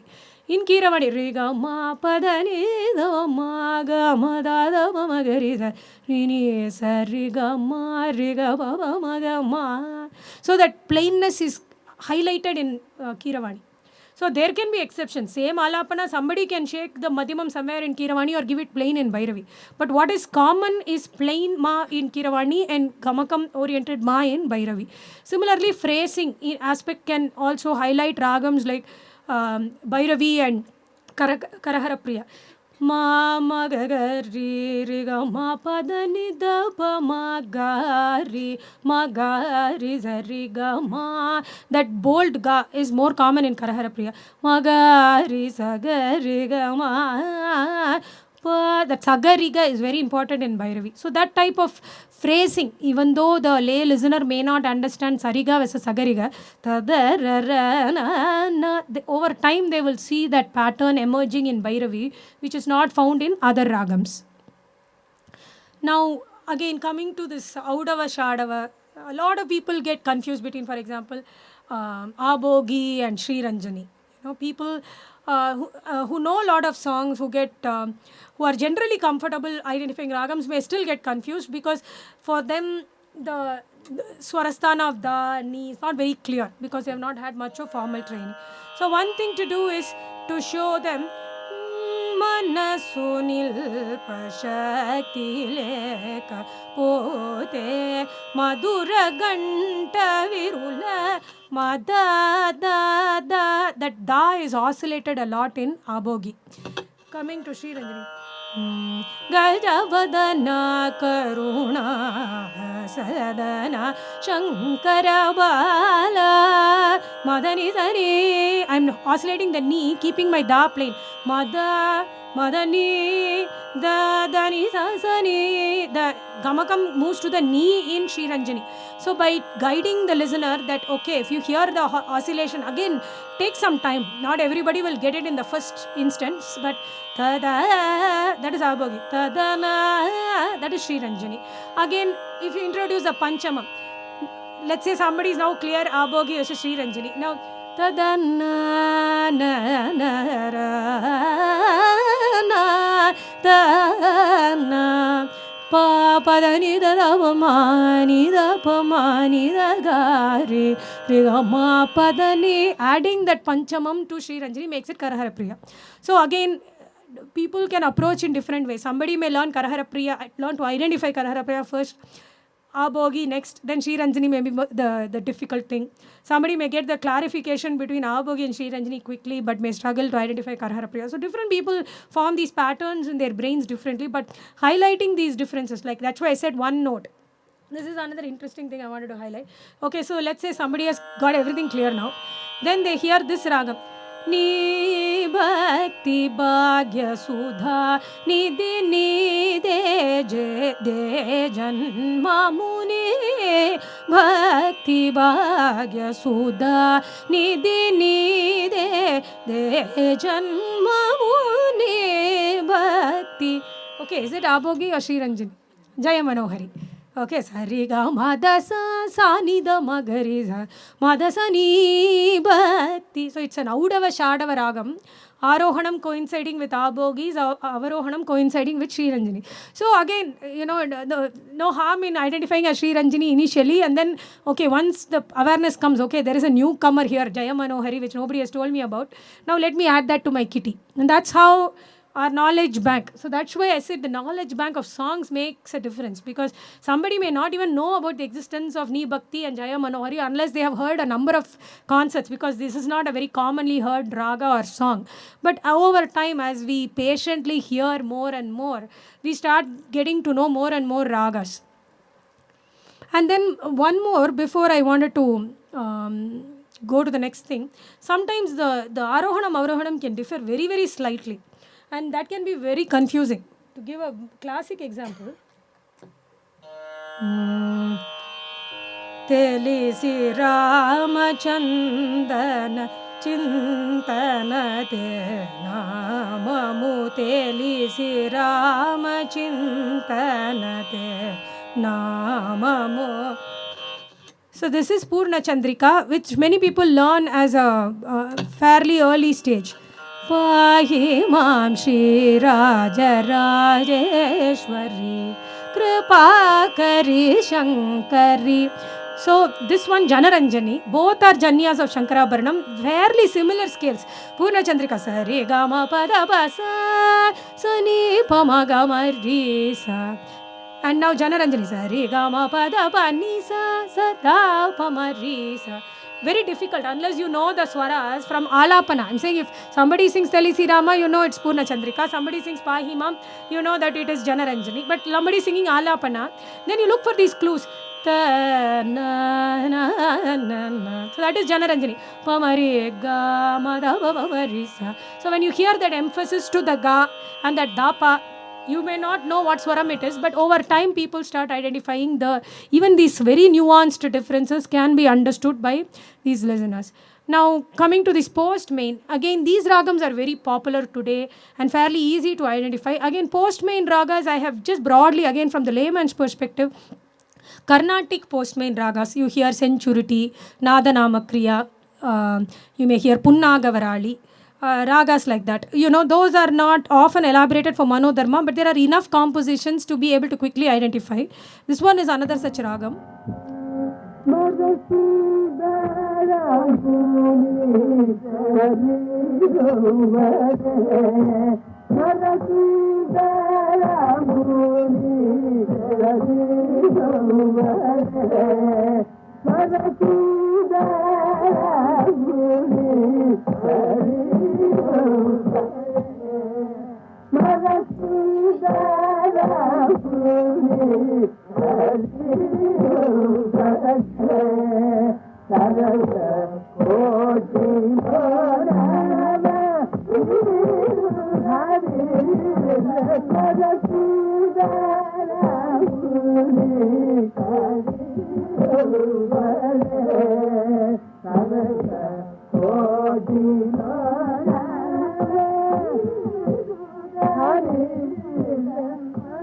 Okay, what raga?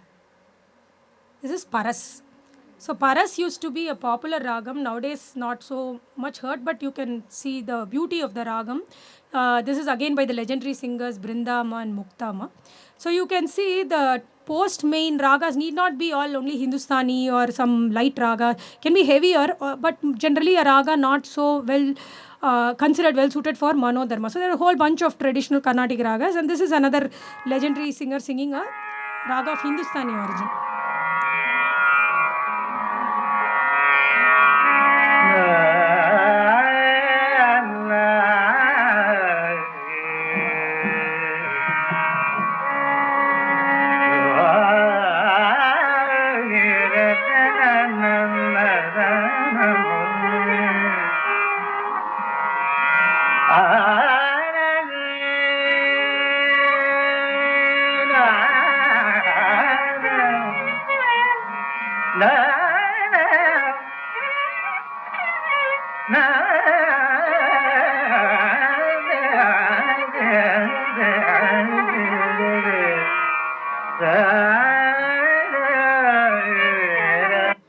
So this is Sri Tanjavur Kalyanaraman, again one of the forgotten legends of Carnatic music, who had performed some amazing concerts.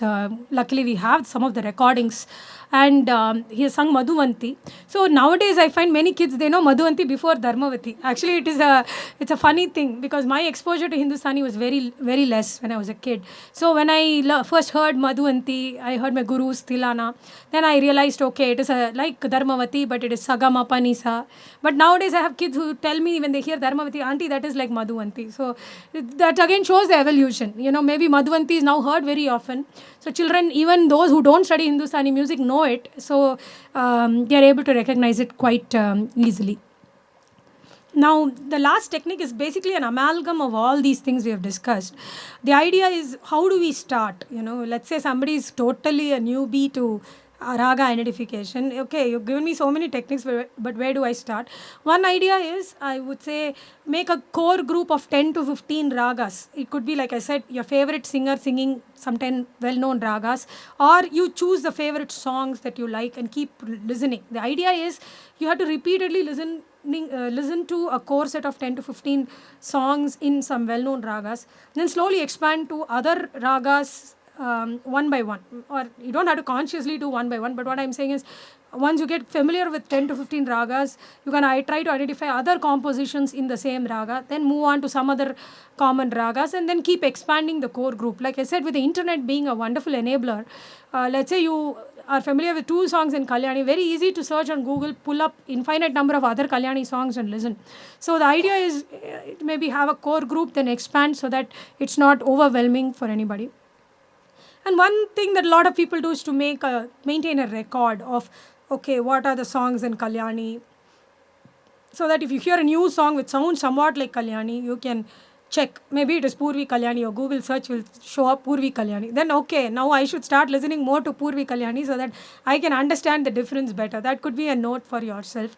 And one other fun thing that children seem to like doing is practicing with friends, which adults can also do. Like, maybe one person can play or sing a raga or a song, have the other person try to identify in a non-competitive way or non-intimidating way, so that people feel comfortable to try and make mistakes. See, with any new skill that we acquire, we are going to make mistakes. So important thing is to not give up. So with that, we'll conclude the second half of today's presentation too. Once again, my gratitude to Mr. Somaskanda and everybody here in Shale for the wonderful facilities that have been provided, as well as this unique opportunity. And thank you all. I mean, so many of you have taken time off. Nowadays, time is our biggest constraint. So it's not easy to take 3 to 4 hours off. And if you include the Bangalore commute, maybe 5 to 6 hours off from your family and other work. To make time to attend a Carnatic music appreciation program, and thanks to all those who viewed it online as well. So we'll just have a quick Q&A type of thing for a few minutes before we wind up. The questions can be from the first session or the second one, and it doesn't have to be a question. You may have your own suggestions as well as ideas which can enhance or add to what was already shared. So please let me know any questions that you may have.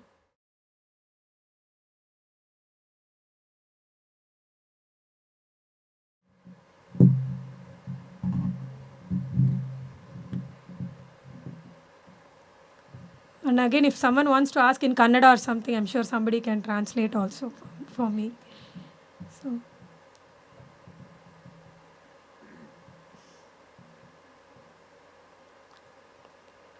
Can be ideas also. Doesn't have to be questions. Or maybe if somebody is trying to identify ragas and you have some experiences, you can share those as well. So yeah, that is a good thing for a kid, right? So you can tell them, like, it doesn't even have to be some, so Teju, come here. You can be okay, all the small kids in the group can participate. Okay, you can sit there if you're feeling shy. But what I'm saying is, it doesn't even have to be hearing the tune. What you can also do is sing the swaram itself. Let's say you have taught some small song in Mohanam and then one song in Hamsadvani. So you know the Arohanam, Avarohanam, right? For Mohanam, Sari Ga Pada Sa Sa Da Pa Ga Ri Sa Sari Ga Pa Ni Sa is Hamsadvani. Sa Ni Pa Ga Ri Sa. So let us say somebody sings some Varnam. Maybe the kid has not yet learnt any Varnam, and you are hearing this Sari Sani Papa Gari Ga Gari Sari Ri Sani Sari Ga Pani Sari Sani Papa Gari Ga Gari Sari Ri Sani Sari Ga Pani Pa Gari Sani Pa Ri Ni Sari Ga Pani. So which one is it? It's okay if you're wrong. Tell me. Okay, give it to this girl. She wants to say. This little girl in red. Hamsadvani. Good, we'll clap for you. Okay. So, one other, that brings a very interesting point. I'm glad you mentioned this, Raji. That sometimes when we talk about raga identification, when we are teaching or when you're helping students, we don't have to give them the whole canvas. We can say, okay, I'm going to sing either Mohanam, Hamsadvani or Suddha Saveri. You identify which. Then the chance comes to 1 in 3.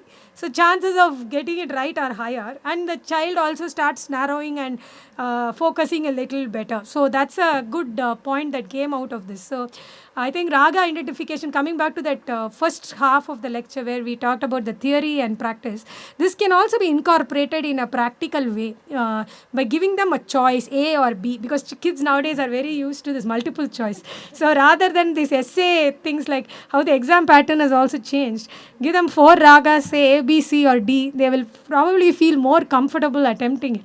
And then as they get better and better, then we can stop giving the choices and they have the big set of ragas to choose from. The other thing I also do with my daughter is, when I ask her to identify, her first question is, do I know any song in that raga? And then if I say no, then her enthusiasm or confidence comes down. Whereas if I say yes, then she starts searching in her mind through all the ragas she knows and then tries to find. So those kind of little clues also help children identify ragas. So anything else anybody would like to share? ನಿನ್ನು ಕೋರಿಯು ನಾನೂರ every ಬೋಧ ನಾವಿನಿ ನೀಖಿಲ ಲೋಕ ನಾಯಕ ವೀಲ ಗುಜೇಸೆ ಊರ like this means that will be a challenging task for the students. Exactly. They are, Very nice. Very nice. Because that can be a fun thing. Switching back between two varnams. Excellent. maybe it may be Hamsadvani and Mohana. Mohana.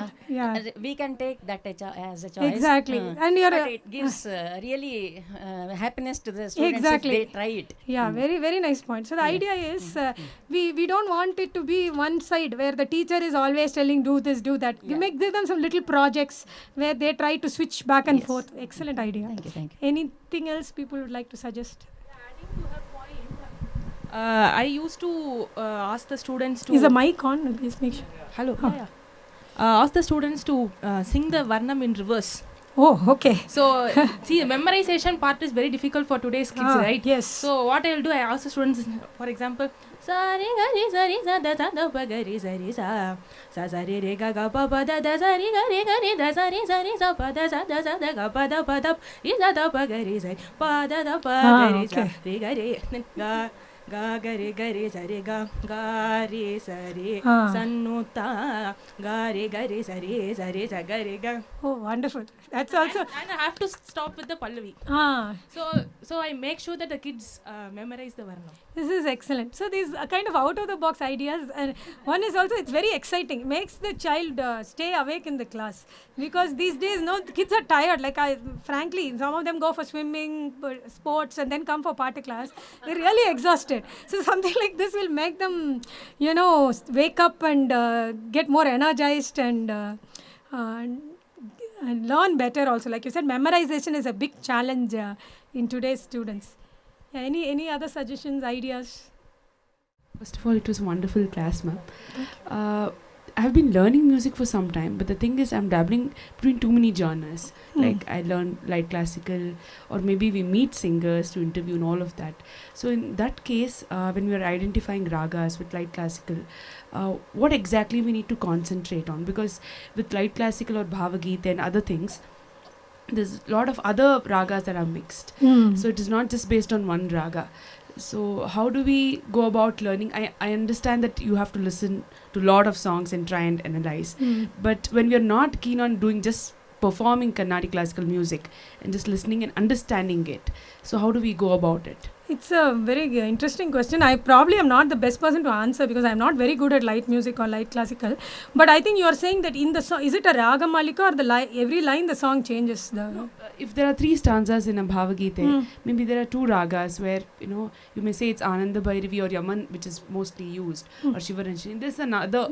So it's a Ragamalika composition, right? Yeah. No. So not okay, maybe Suma can answer because she is an expert in light classical as well as classic. See, in classical what happens, it's based on a particular ragam, okay. So you must be first well versed to understand that particular ragam or raga bhavam, okay, with any kriti, alap, for example, Kalyani. Okay, so anybody singing Kalyani in any scale, any pitch, okay, any composition, you are able to understand Kalyani. When it comes to a light classical song, maybe it's mixed with Hamir Kalyani or some other lighter ragams, okay. Some Pratimadhyamam, along with that you get Shuddha Madhyamam. So you should be able to recognize that difference between a pure Kalyani and a mixed one. So if you are able to identify that note, that particular note which has arrived, okay, she said alien note, okay. So some other note which is not in the pure Kalyani version. So you should be able to identify that particular swaram. Maybe based on any ragam, suppose it is Kiravani. Kiravani in Carnatic music is exactly Sarigama Padanisa, okay, Rivan Gat, okay, Ritu Gatu Mavan Davan Nitri, that one. But when it comes to light music, okay, there are 1 or 2 other swarams peeping in. You should identify those swarams. That's it. And That's the what thing I is feel. also to add to that, in Carnatic, right, when the extra note peeps in, it's no longer Kiravani. We cannot accept it. But in this form, that is why I don't even know whether you can clearly say that this is the ragam. Because it's not... Also the gamakams make a lot Mishratim. of difference. Gamakams make Correct. such a difference.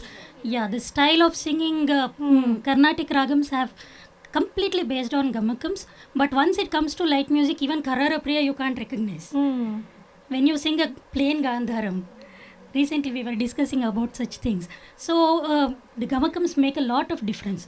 And also one more small exercise what I make kids and all do is, okay, recognize the difference between Re1, Re2 and Re3, 3 Rishabhams.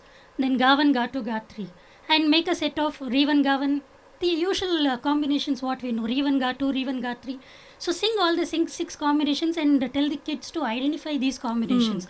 And always, instead of recognizing one swaram, always this 2 swaram combination gives a good, helps a lot.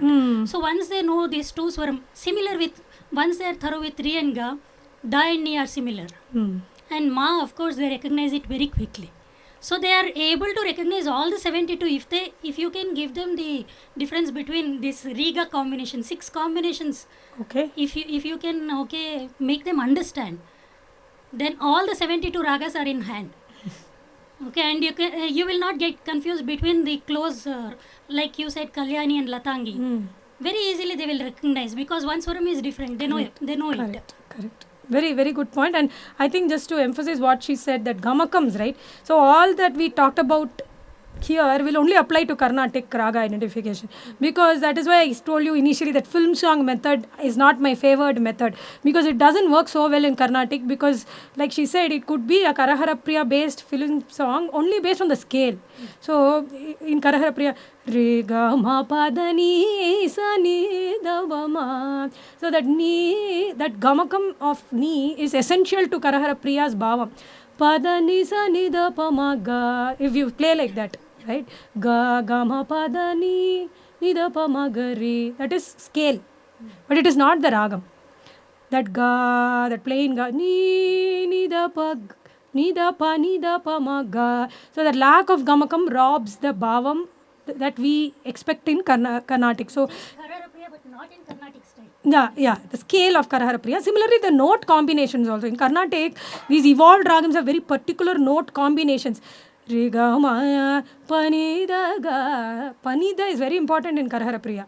Okay. But like, for example, Padasa, somebody just sings Padasa, the same swaras are there in Karahara Priya, but that is not a Karahara Priya pattern. So the parameters completely change in other forms of music. So these techniques will probably be counterproductive in light music, I feel. Thank you. So it's been a very rewarding session. In fact, I was talking to a friend of mine just before this program a few days ago, and he was saying raga identification itself requires 3 hours. So I was wondering, is it so? But, once we go into the subject, we realize that, the time just passes by. And I am looking forward to more such interesting sessions. I hope everybody has shared their email IDs and contacts. And what I would request is, you please give me a feedback of this program, as well as what you would like to have in future. What kind of programs? I am looking at more such programs by other artists, by other vidushis, vidwans, who could share their knowledge. I guess, this enhances our perspective, and we could perhaps be better listeners, in a different way. We could be more educated listeners, and we could also spread this word. So I hope everybody has shared their contact details, and I thank Srimati Vidya Subramanian taking off a full day and coming here and being with us. And it has also helped all of you as students and teachers, to share this knowledge. Thanks a lot. And my thanks to Shale, for affording this facility to me. And, this whole program now can be viewed. Even after this program, this is the live is available, as well as it can be viewed on the site. And I request Srimati Reshma Vishal to give a small token of gratitude.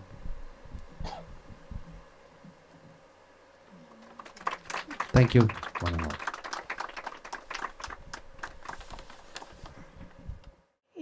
Yeah, it was a very interesting session, and I wanted to mention that I personally learned a lot as I prepared, because like I said, when you listen to all these maestros recordings, so many new ideas come to mind, and it's insightful. The beauty of knowledge, as we all know, is that the person who tries to share actually learns more and improves. So I wanted to once again express my gratitude for this incredible opportunity, and thank you all for coming and staying till the end, because the audience interest and participation rubs on to the person who's trying to sing or talk, and I think we had some excellent vibes from the audience, and I think all of us are now more motivated to improve as students of music or performers, or wherever in the spectrum we may be, or even as Rasikas.